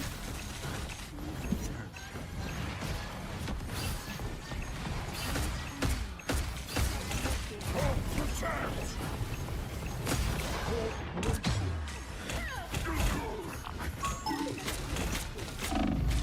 Hold smash!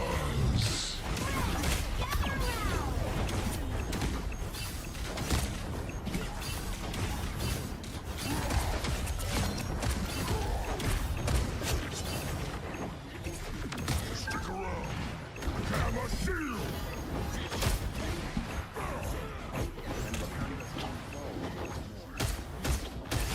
Stomped up! Hammer shield! There's gonna be a I was thinking I thought it was a turret. Double KO!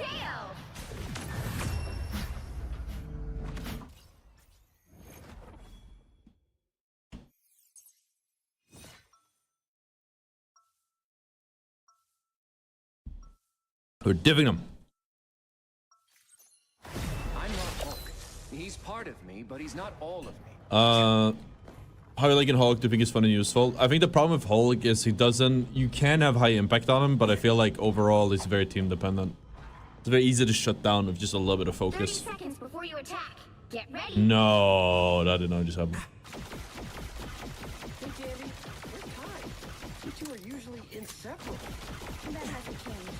In fact, we're closer than Yeah, ever. it's like the biggest adjustment we have to make when we get to GM is you get blown up. The thing is you don't get blown up all the time. It's about having the right timing, It's actually a bit more complicated than that. doing the right focus and whatever. Starts in 5. But at this elo, like we can just walk in and punch them and they will die. 1. Especially if they burn cooldowns. There's just nothing they can do. Got it? Hulk should knock that over. Smartest thing Banner ever did was make Gamma Belt stretchy. We are so cooked. Hopefully it comes back and hopefully we get... It takes like a whole fucking... whole round of domination to reconnect. So I am... worried. Looks like the mission area is yours to capture now.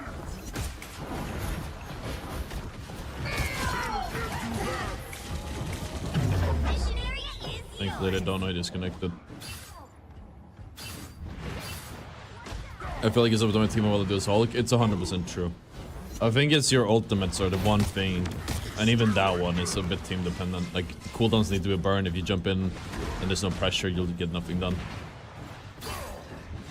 Hulk happy to help. Hammer shield. It's a little bit like Cap as well, I'd say. Hulk and Cap have a lot of... and I could be wrong for this, but I feel like Hulk and Cap have more or less the same problem where it's like they don't really have that much damage except Cap. Oh boy, hold on.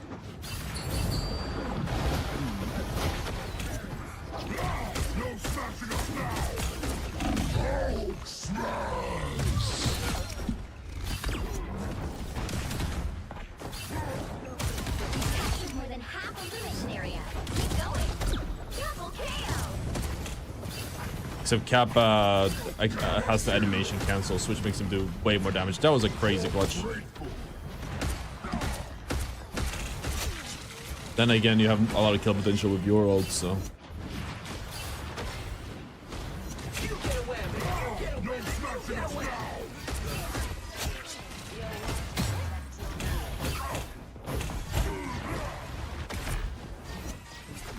There's gonna be a fight. Glory is almost yours.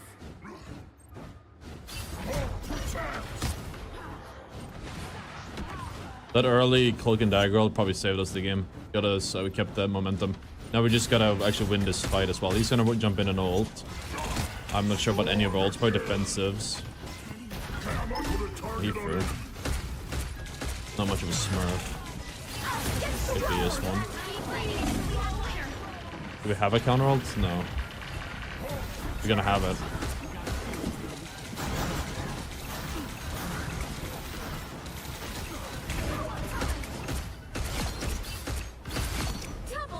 I probably should have helped our... Probably should have helped our Hell Letter, but it worked out. It worked out.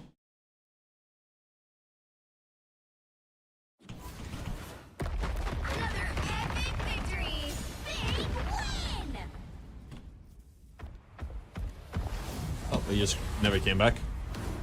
I'll take it.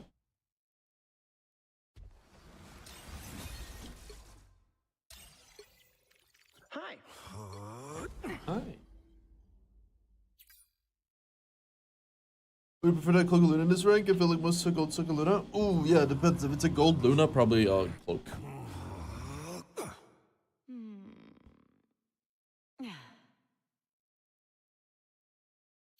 Hi. Not compete for Ignite. I just didn't really. I don't have a team. I haven't been that focused on playing comp. It's more important to me to make content. I would love to do both. I love competing, but I don't have a team. I don't want to play through like tier 4 and 3 until eventually I would get like chance on a good team. Better just focus on my own thing.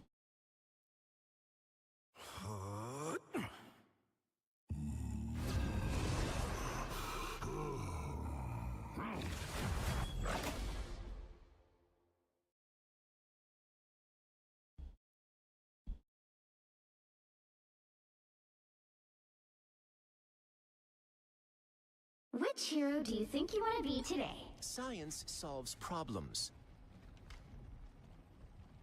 Luna is infinitely better than Cloak if you have a good player.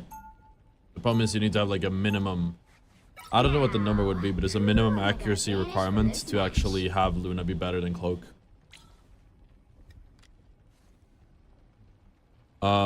You were wholesome for that order. Finals of teams to talk to right now from Major. Oh, what's up with that? I haven't been keeping up. I don't really care enough.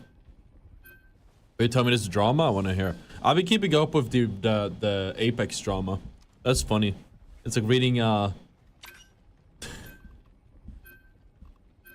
reading the newspaper. I have stuff pop up on my Twitter every once in a while. Nothing about the finals though. I think the game is just not big enough for people to care. Do I think they'll add placement matches? If I could decide, I would have added placement matches by now. Yes. I don't know if they would though. I think though, if they did placement matches, how does Overwatch do it? I think you do placement matches and there's like a maximum of like plat or something. But at least you don't start in bronze, which is good. You'll need a top-notch team to win this one.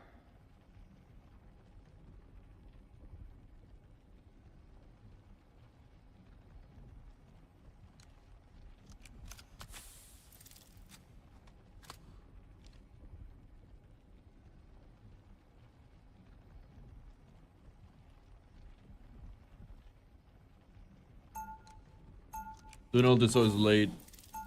No, which was in really bad situations. There's no shot. People are still saying this is trash Hulk gameplay when we are carrying like crazy. It's so funny to me. 30 seconds before you attack. Get ready. Hey, what am I thinking? That you need a bigger gun? Bingo! Where do I find one?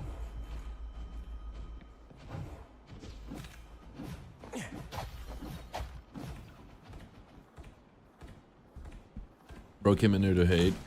I should look at his profile. It's been in channel a lot. I just really also want to watch Hulk. So maybe it just means that Hulk gameplay is trash, which I disagree with personally on, but he might just not like Hulk.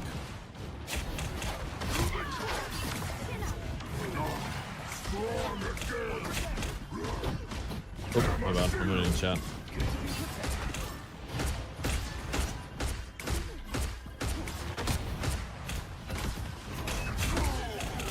Which is valid. People want to watch heroes that move fast and do big damage, and Hulk is just big brains. Mechanics, sure, but not as interesting visually. Like, I get it. That's the biggest shame of having to restart this challenge, but I do think we're doing better. Yeah, we've had less room.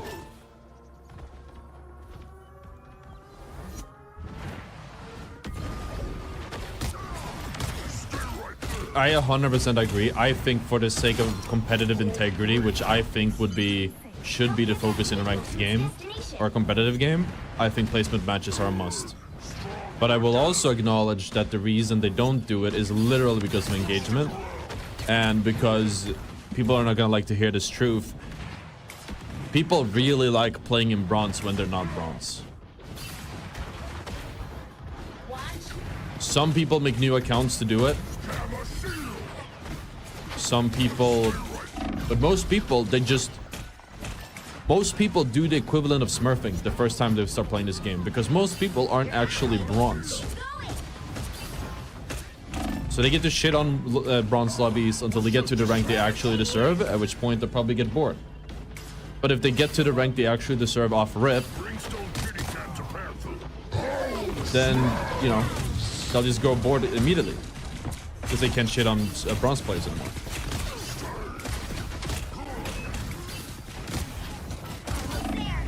I shouldn't have right clicked there. Like, there's a reason why people watch this content so much. People love it. Then starting from the bottom lets you do that yourself. Vehicle reached a checkpoint. Keep up the momentum. Does the Man City team won't get enough healing? I'm noticing that.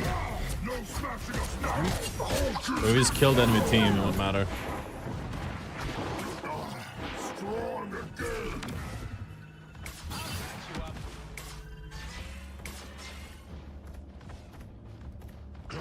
Like, most people just want to have that. They say they want like fair ranked.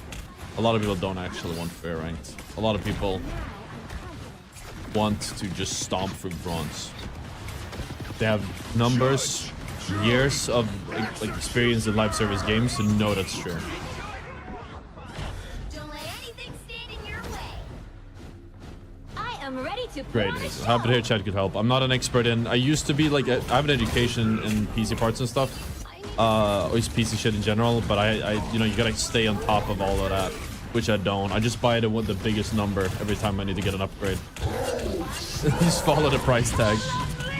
Which got when we get the 5950X, which is not a good gaming CPU. Now we got I actually downgraded to the 7800X 3D, which is a great value CPU.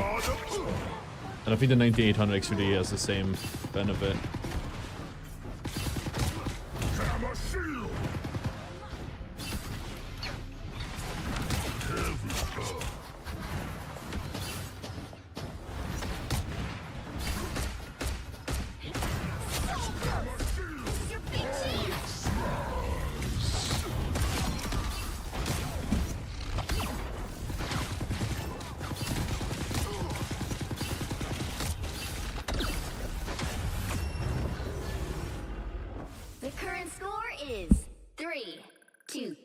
0. Time to switch things What up. you describe me as a god complex, you shouldn't talk for everyone. I'm not saying everyone's smurfing, but I am saying the way the rank system is made, everyone are smurfing. That's not even a god complex. Almost every player goes through that process of bronze to whatever rank they are. If you're a platinum player, you're going to be having a field day in bronze and silver and gold. Maybe not gold. Until you finally hit bronze and then you're stuck 50-50. You're like, this shit sucks. Oh, I ran out of memory. That's new. Round 2. Go. Error code out of memory. I'm hulking out!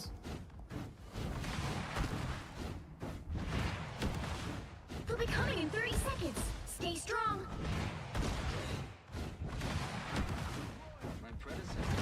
That's me with god complex.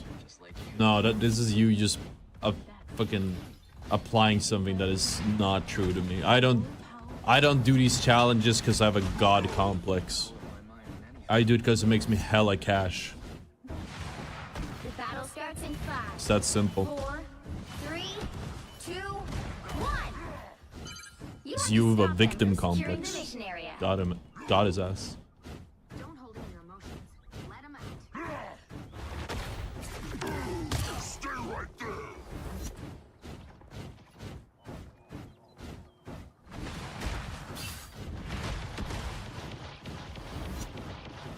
Here they come!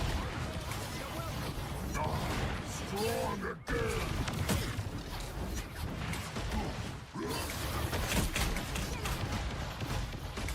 Grind set. Hell yeah, dude. Spiders chase Hulk. Hulk crush next. Stay right there. Gamma shield.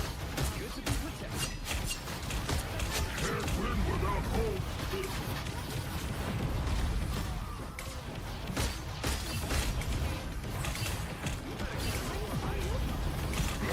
No snatching us now. Strong again.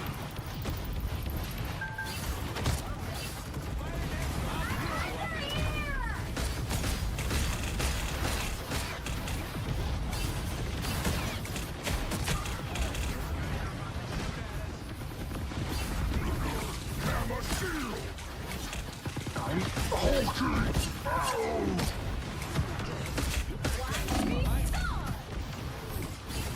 Stick around.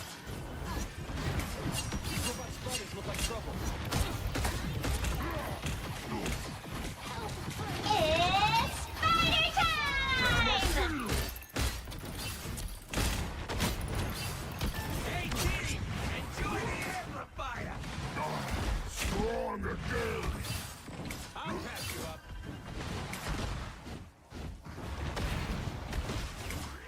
How much money do you make up doing YouTube? So I always wanted to get into it myself. I would not get into YouTube for the money because you're gonna be doing it for free for years. Realistically.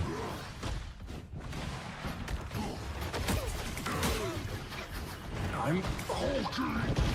It differs from month to month, but Stop spider nest.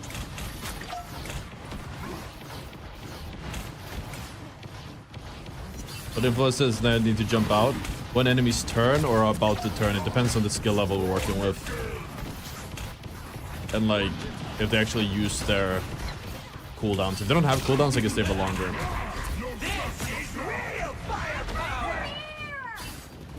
I am ready to put on a show. What a great ult. I need assistance. Only 60 seconds left. Gamma shield.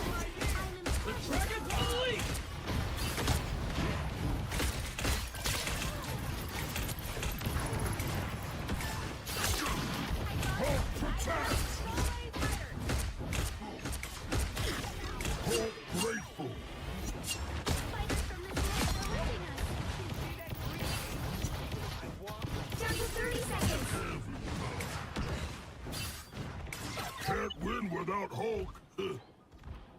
If rank doesn't matter, why are we doing such a big deal about solo to Celestial?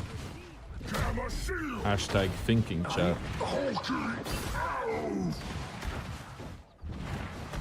The final 10 seconds. Watch me soar. Squids? Hulk will rip off every Slip up. Final score 3, 2, 0. Yo.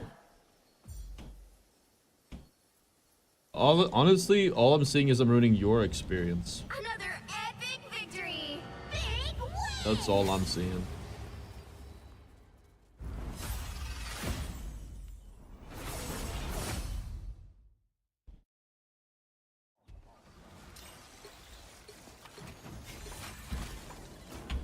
Was he? Why do you keep saying banner? He wasn't perma banner. Why are they saying that?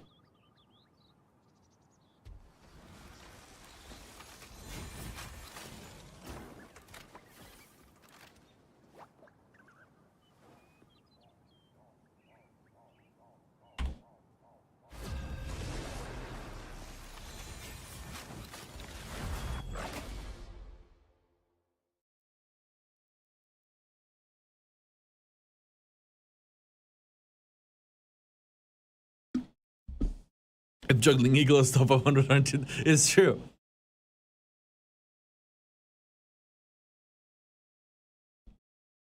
Which hero do you think you want to be today? Science This guy calling me Shaggy like that is an insult, man. That's crazy. Man. That is just something. Now, who am I gonna banish from this match?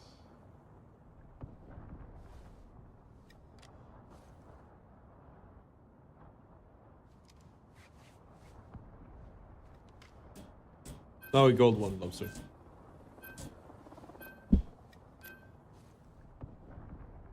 I think it's just silly because I've said this before. I don't do this because of ego.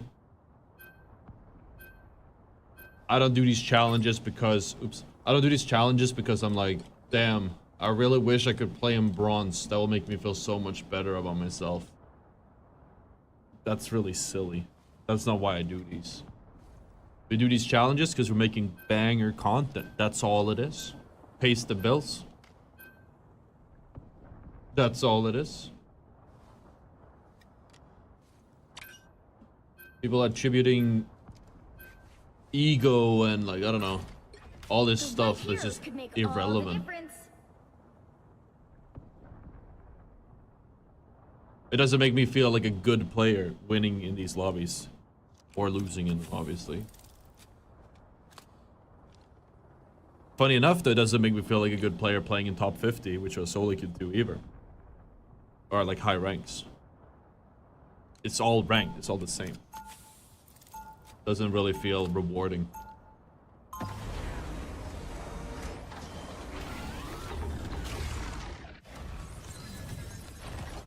Hulk isn't the only one with a temper.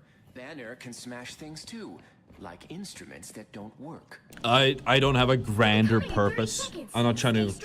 A good side effect is that people watch the stream, they learn, and they become better. I'm just trying to make entertainment, trying to make content.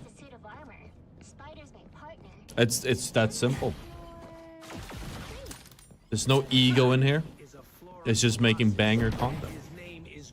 The battle starts in 5, 4, 3, 2, 1.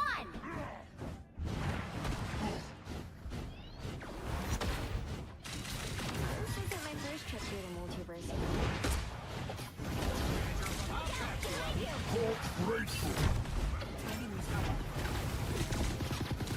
Better stop that vehicle!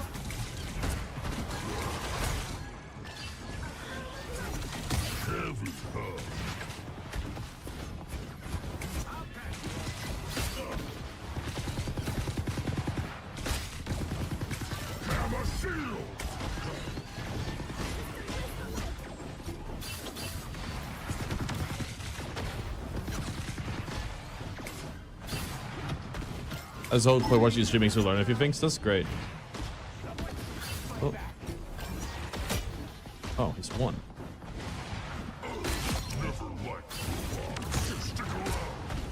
And that's a nice side effect. I mean, we do have the Otter Dojo. We do want to do educational content. What the fuck just blew me up?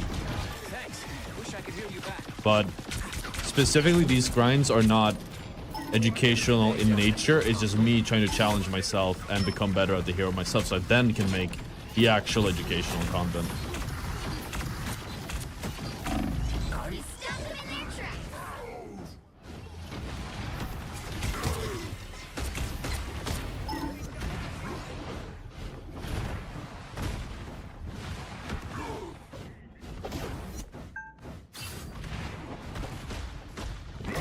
No smashing us now!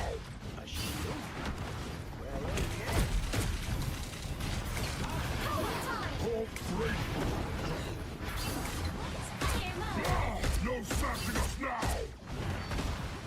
Stark always has to show off. It's like his brand.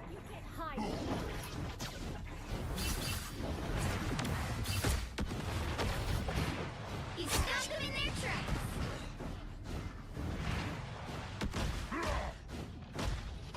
Whoever they are, they don't look friendly.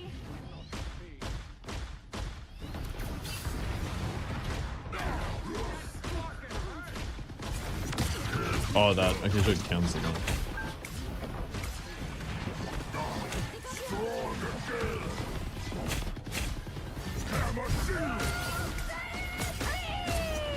You're having a whole different discussion in chat. We said it before. It's about whether a rank is high rank or not, which I think is really hard because, like, where would you have got a definition? I will say, though, extremely important definition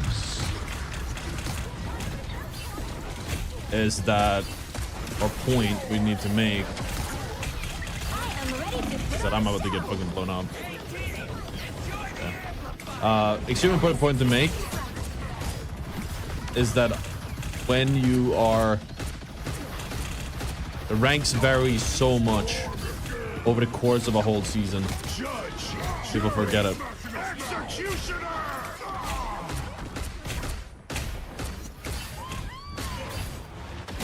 Do you know what date the it says in 20 days? The new season?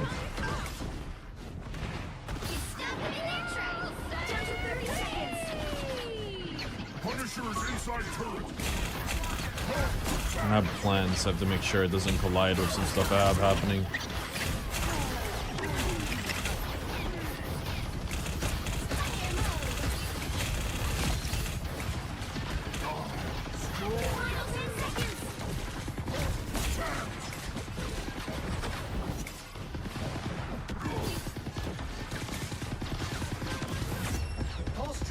Like, you know, winning this game doesn't make me feel like, wow.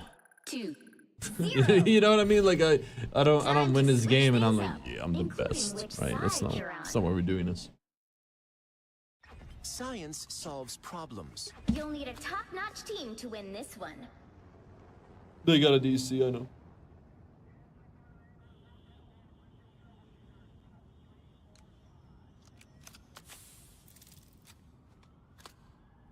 The top percentage is ranked.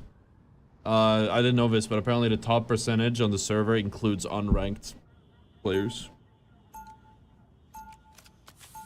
And it's not like a player, I'm gonna be honest, dude. I'm not sure what point you're trying to make. I just want to mention this. A lot of people say, oh, well, there's people that don't play ranked. It's not like they're magically better, though. They're probably not much better than like gold or plat or diamond or best.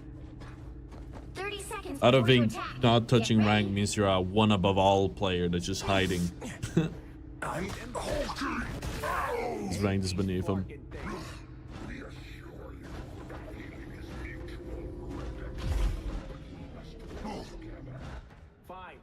I feel like accounts have an internal MMR once you get in 50-50 state. What do you mean by the internal MMR? I feel like you're sort of saying what I've been saying, but I feel like you're using slightly different using different words to say it, so I just want to make sure I'm understanding you correctly. GM2 was 95.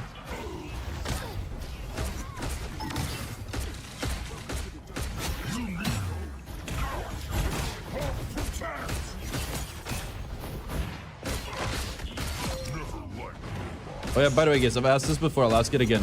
we're working on a video, and I would love to hear what are things that when you play a hero, what are things you wish that people would do when you play that hero to help you, like especially easy things. So maybe there's a specific combination you wish they would do, like if I'm playing or don't do, like if I'm playing Jeff, I don't want my teammates to step on the bubbles when I ult, because then I can't get to the edge and spit them off. Or when I play Winter Soldier, I don't want them to kill the Loki clones, because the Loki clones are my free resets, stuff like that. What's something like that for your specific hero that you wish your teammates knew? Because I'm working on a script for it, and some heroes like Magic, it's really hard to think of things. We have the full script up on the Otter Dojo that we have so far, but anything you've got would help a lot.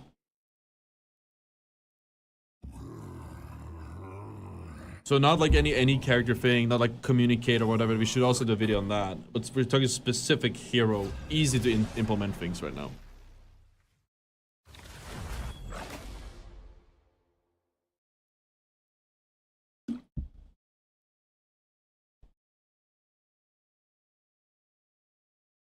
Which hero do you think you want to Jim be is high at the today? beginning of the season and loses prestige this far in. Yeah. I think that's something I really don't like with the rank in this game is that the fact that Celestial early in the season is kind of impressive almost. Who am I gonna Or very banish impressive, from this and then he match? kind of loses. Like if you can't hit Celestial at the start of the season, just try later, and you might hit it if you're like a GM Hardstuck. Gives a weird like sense of what the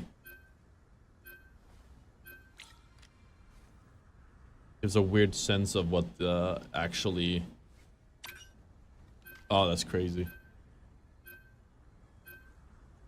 I put a sleeve on my aimer arm because of you, and I fuck with it heavy. That's good, dude. Yeah, it works. It's great. I have my wall hack one, but sleeve helps. I will read all of these later, and I'll put the ones in there that we haven't put there. But yeah, I gotta pee. I'm just trying to get in game. Pick my hero.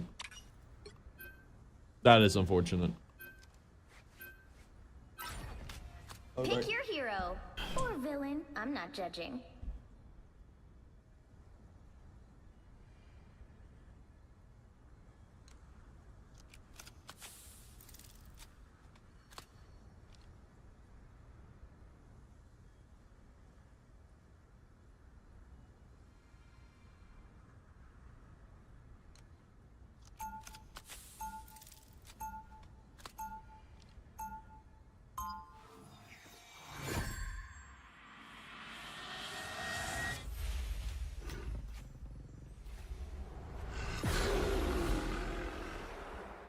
Being the Hulk isn't so bad. Oh, this apartment. This office is nice and cold. Before you attack, Well get today. ready.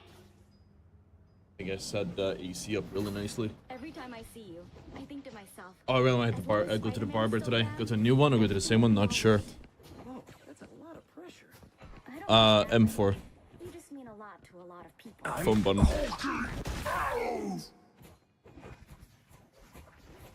You don't think Eternal MMR is a thing? I think it could be a thing. 4, 3. I think there's a difference between a GM1 player and a GM1 player. All you need to do is capture the mission area.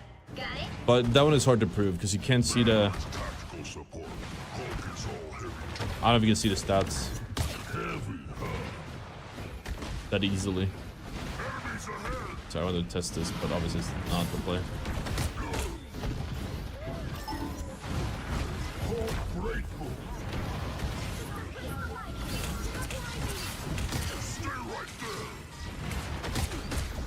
Looks like the mission area is yours to capture now. The mission area is yours.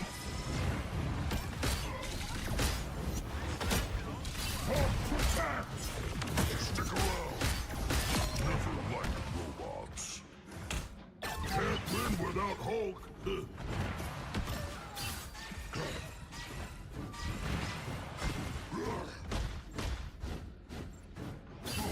I'm hulking. Stay right there. We made a whole video where we talked about one big point. We kept saying you just destroy the placeables, and nobody fucking destroyed them. because nobody does destroy placeables still to this day. And a lot of people in the comments were like, oh, well, actually everyone knows to shoot the placeables. And it's like, really? Do they? Because I think we're in different lobbies then. And I've been in all the lobbies at this point, and they still don't really seem to prioritize it the amount they should. Maybe in One Above All.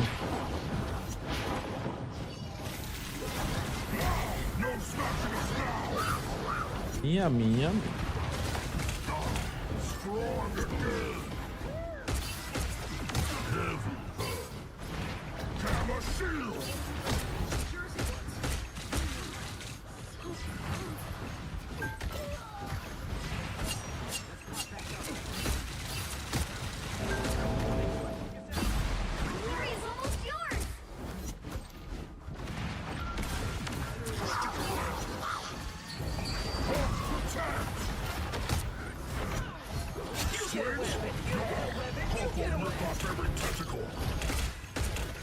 I was gonna say, he must have ulted at that point. It's been too long. You'll have to keep fighting until we have a winner. Bruh.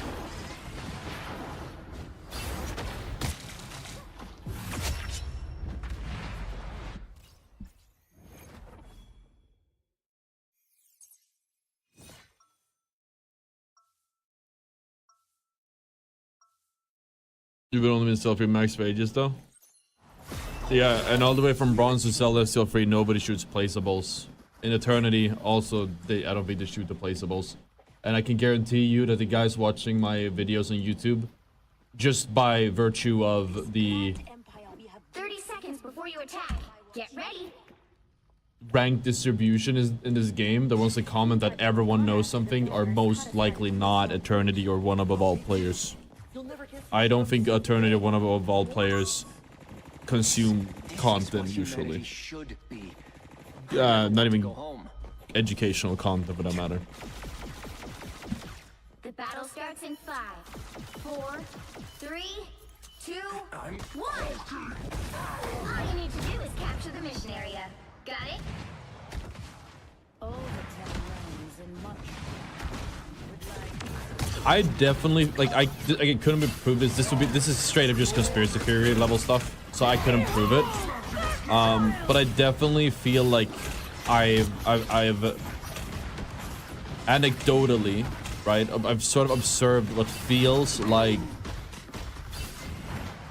that there's a just because you have the same SR, you might have a hidden MMR as well,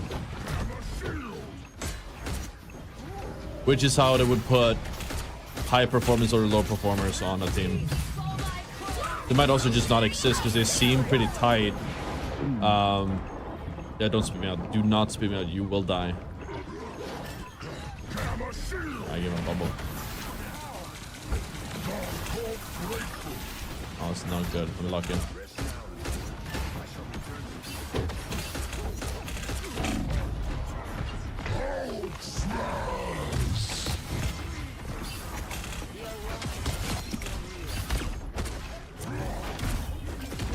We're scared. Double KO. That's how to do it in COD. That's how.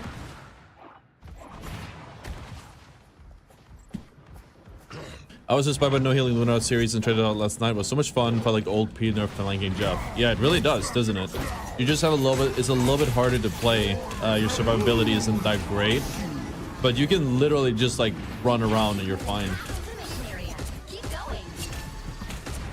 Your movement is just so fast. Like, yeah, you're squishy, but if you're smart about how you position yourself with a good like leash between you and the enemy, then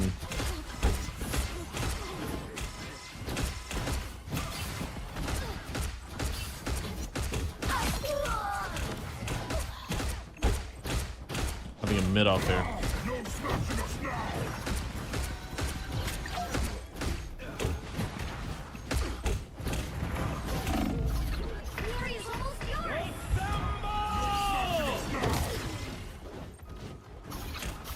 This is real firepower!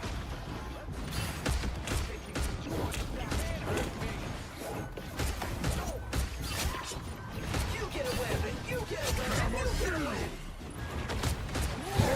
Keep fighting until we have a winner. What? By the eye.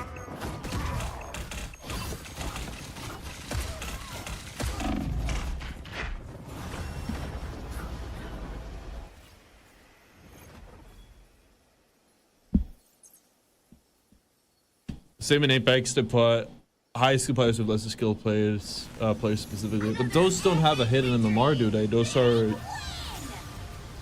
up. Those are, you can see the ranks in those, can't you? Well, maybe not in pubs, but wait, did we rank up? I just clicked the button. I actually don't know if it did. Oh, we did not. My bad. Sorry, got ahead of myself.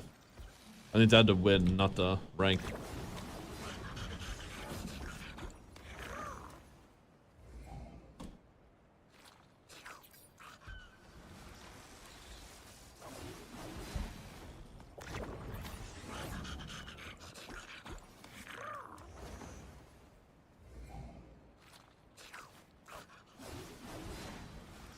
Game director Danny Koo confirmed there's no EOMM or matchmaking, man. Is that Rivals? The Korean singer? Which hero do you think you want to be today? Nitties? Ah!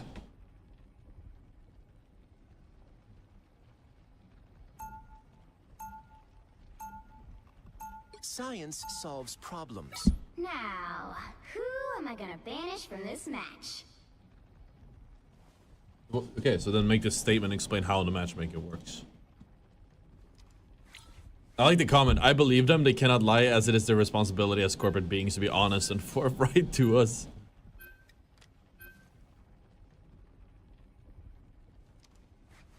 I love this one. This is literally what Apex did. It's not EOMM that is trademarked. It is addiction selection system, a totally different concept we cannot elaborate on. It's like in Apex when they were like, oh, it's not EOMM. I forgot what it was. It's not, they had a paper on EOMM or something. I forgot the specific wording. And it said, we don't do EOMM, but we have a matchmaking that favors player retention. That works. This just happens to work more or less the same way. But it's not EOMM, the specific thing. I'm not a hero. I'm the... Pick your hero. Isn't this an old screenshot? I'm not judging. Science solves problems.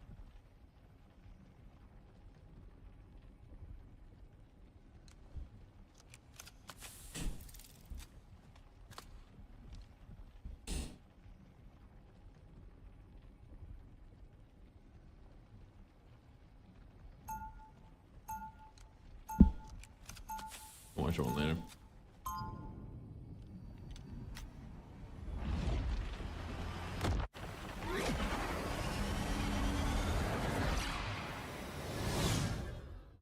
I'm not Hulk. He's part of me, but he's not all of me. 30 seconds before you attack. Get ready. Castle, can you please, punish less?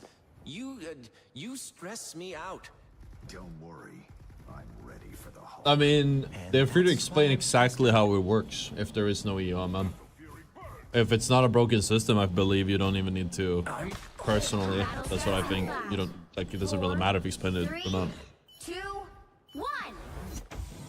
All you need to do is capture the mission area. Got it?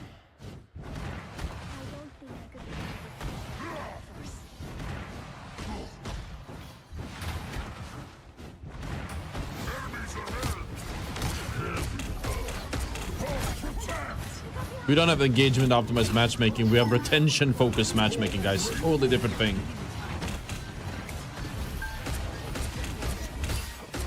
Even the words, it's a different name. Do you need any more proof than that?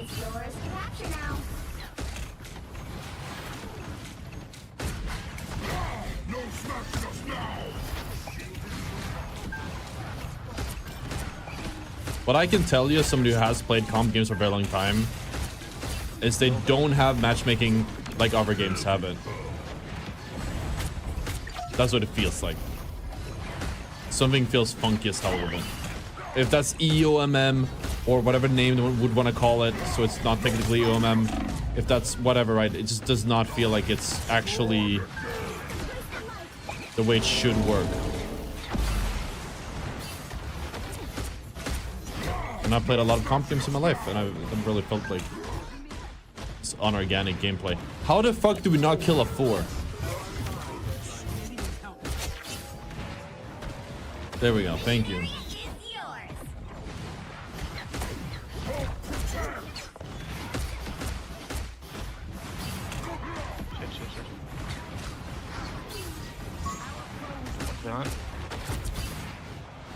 Chat, if 2 Hulks jump into each other's face, it does the same thing you touch someone else with movement, right? A movement ability.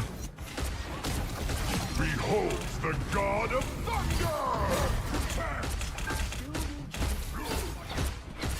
The new 4 is kind of scary. You guys might have been right.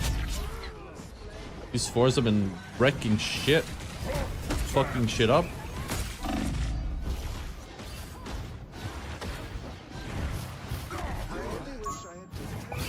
How the fuck is this thing right now?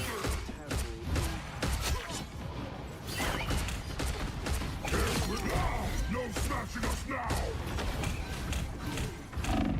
You've captured more than half of your mission area. Keep going. We're just a scratch.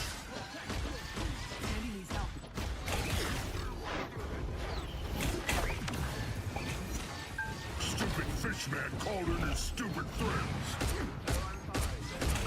Oh yeah, this thing. Does this happen if 2 Hulks touch each other or no?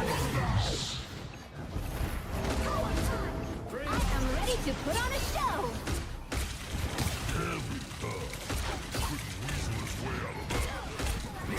No snatching us now! There it is. Shot. Halo one.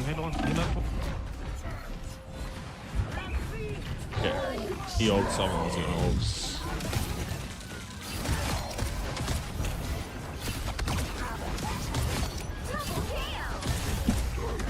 Keep fighting until you clear.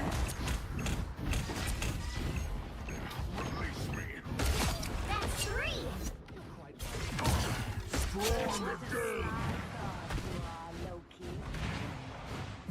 This fucking 4 was a problem, but our fucking the Hela is farming. When 2 Hulks touch each other midair, they kiss and fall to the ground. Okay, good to know. Oh yeah, so I gotta look at the things you guys said before. It's still up. It's far up. I'll get it though. Being a Hulk isn't so bad.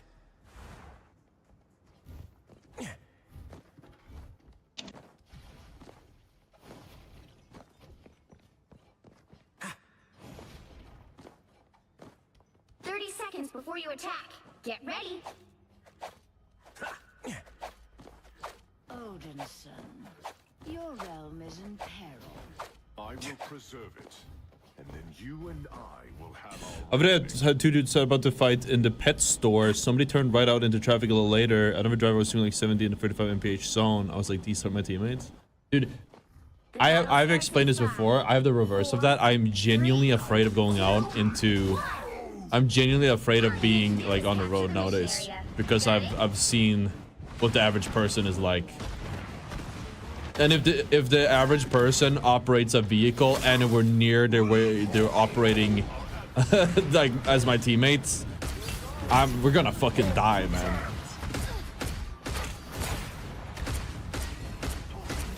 I feel like if you're like straight up terrible at video games, they need to just suspend your driver's license. You would probably like actually would solve like 99% of vehicle accidents by doing that. You would actually save so many lives.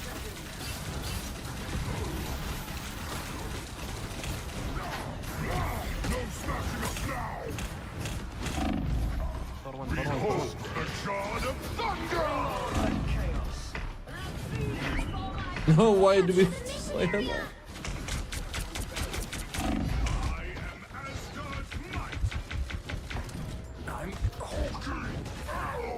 Silly guy. Doesn't clap.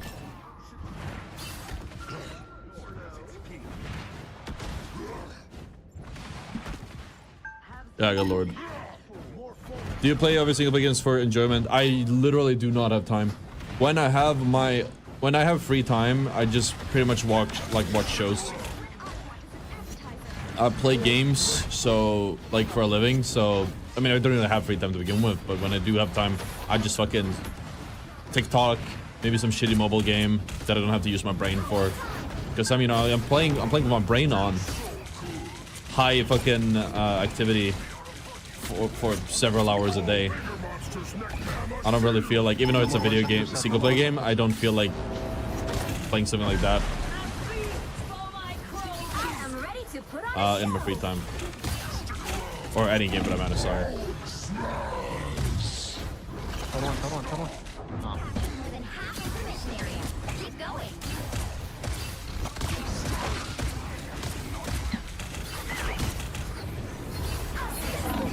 If I was top 500 chat, I would have gotten the kill there. Oh, bucks.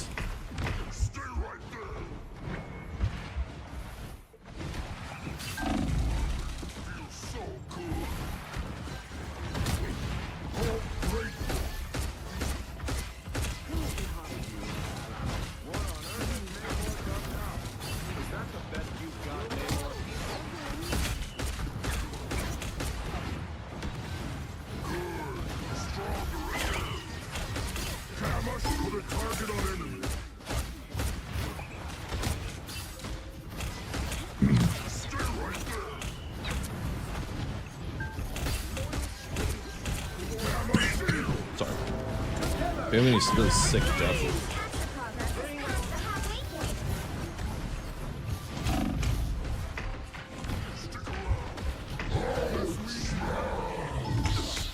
What did he copy? No support.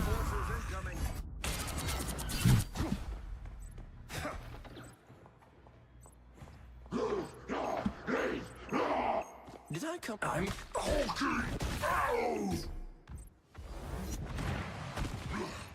Oh. Should get out of here. No smashing us now. It's kind of old. Yeah. They killed someone with. Oh. No smashing us now.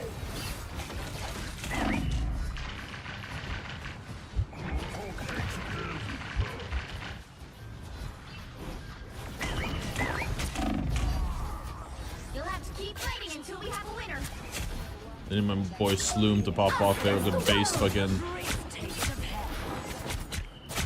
I have to get this right this time. I'm Stick around. No smashing us now.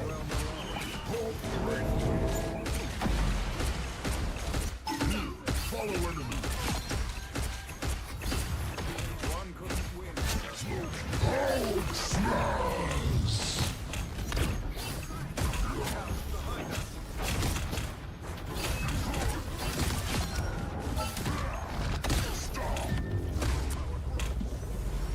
Has there Loki done anything yet?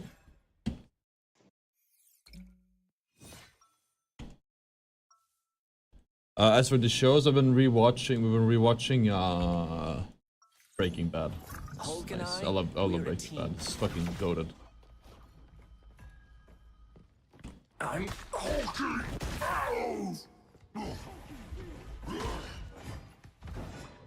Was Hulk first failed to Celestial? Yeah, since we did a Lord thing. We've gotten Lord before we got the hero Celestial in the past. The worst part about white costumes? The blood stains. Am I right? I wouldn't know. I don't fight to hurt people. I fight to heal them. When I'm done here, you'll have plenty of folks to heal. Trust me. Something tells me the battle starts in 5. I think this is way closer than it has to be. 3, 2, 1. Alright, but I don't think our Loki has actually ulted our support once. Got it? He's only done DPS ults for some reason.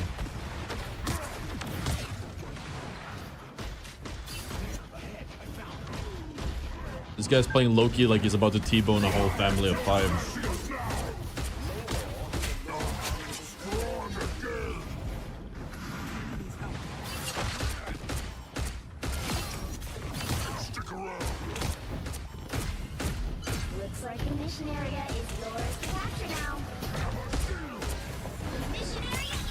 Just no care in the world, chat. Yo, WWKO07, thank you so much for subscribing, man. I appreciate that. Real goat. Thank you so much, man.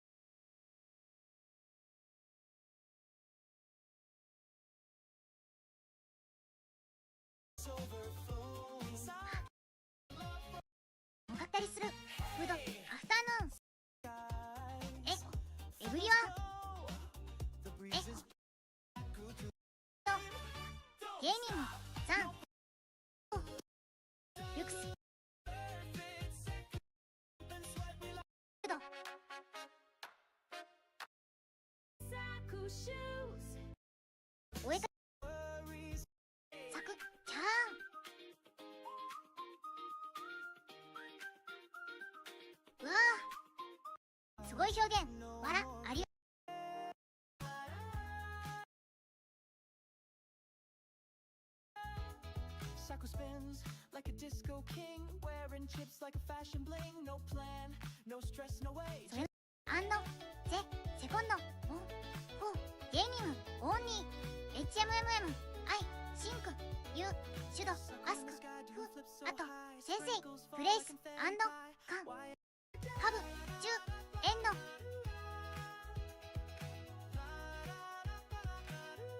アンド、メイク、アノザ、ゲーミング、ストリーム、HMMMM。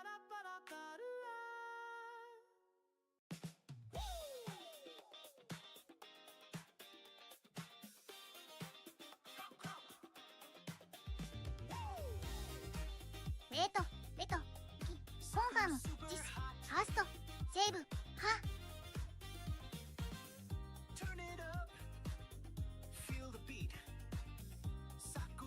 お絵かき配信中にゲーム立ち上げてもパソコン違うからできないよ。いや、その必要はないで。ただ、画面とかキーボードの接続先をスイッチするだけなんで。はい、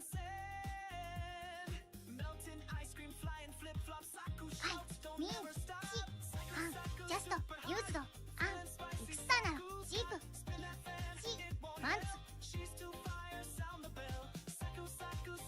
先生、フォー、ナウ、マント、チュ、ユース、ゼ、ヌ、パソコン、ウィズ、ゼ、5090、チュ、トゥ、ワーク、アンド、ゲーム、ファイル、ゼ、ゴールド、PC、ウィズ、4090、チュ、ユース、アズ、ホスティング、ゼ、ストリーム、両方とも立ち上げた状態で画面とかだけ切り替えるイメージ。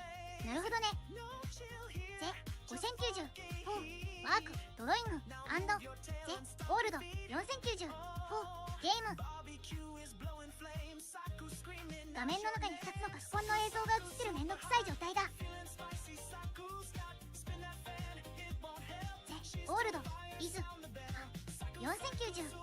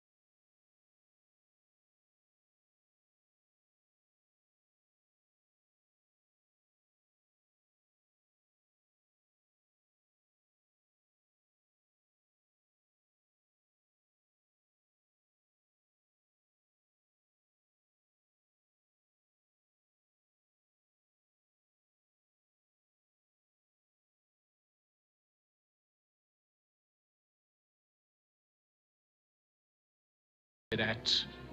And after this, let Caesar seat him sure, for we will shake him, or worse days endure.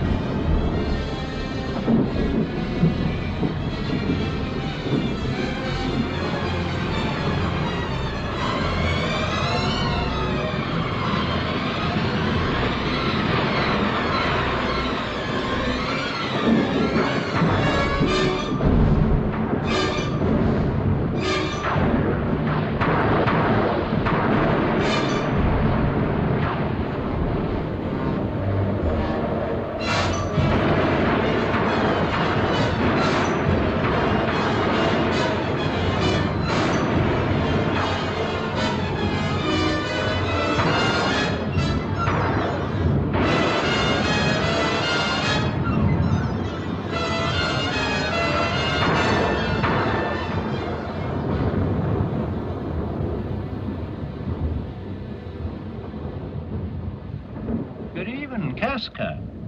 Why are you breathless? And why stare you so? Are not you moved? When all the sway of earth shakes like a thing unfirm? Oh, Cicero, I have seen tempests when the scolding winds have rived the knotty oaks, and I have seen the ambitious ocean swell and rage and foam to be exalted with the threatening clouds. But never till tonight, never till now did I go through a tempest dropping fire. Either there is a civil strife in heaven, or else the world too saucy with the gods incenses them to send destruction. Why, saw you anything more wonderful? A common slave, you know him well by sight, held up his left hand, which did flame and burn like 20 torches joined. And they were drawn upon a heap 100 ghastly women transformed with their fear, who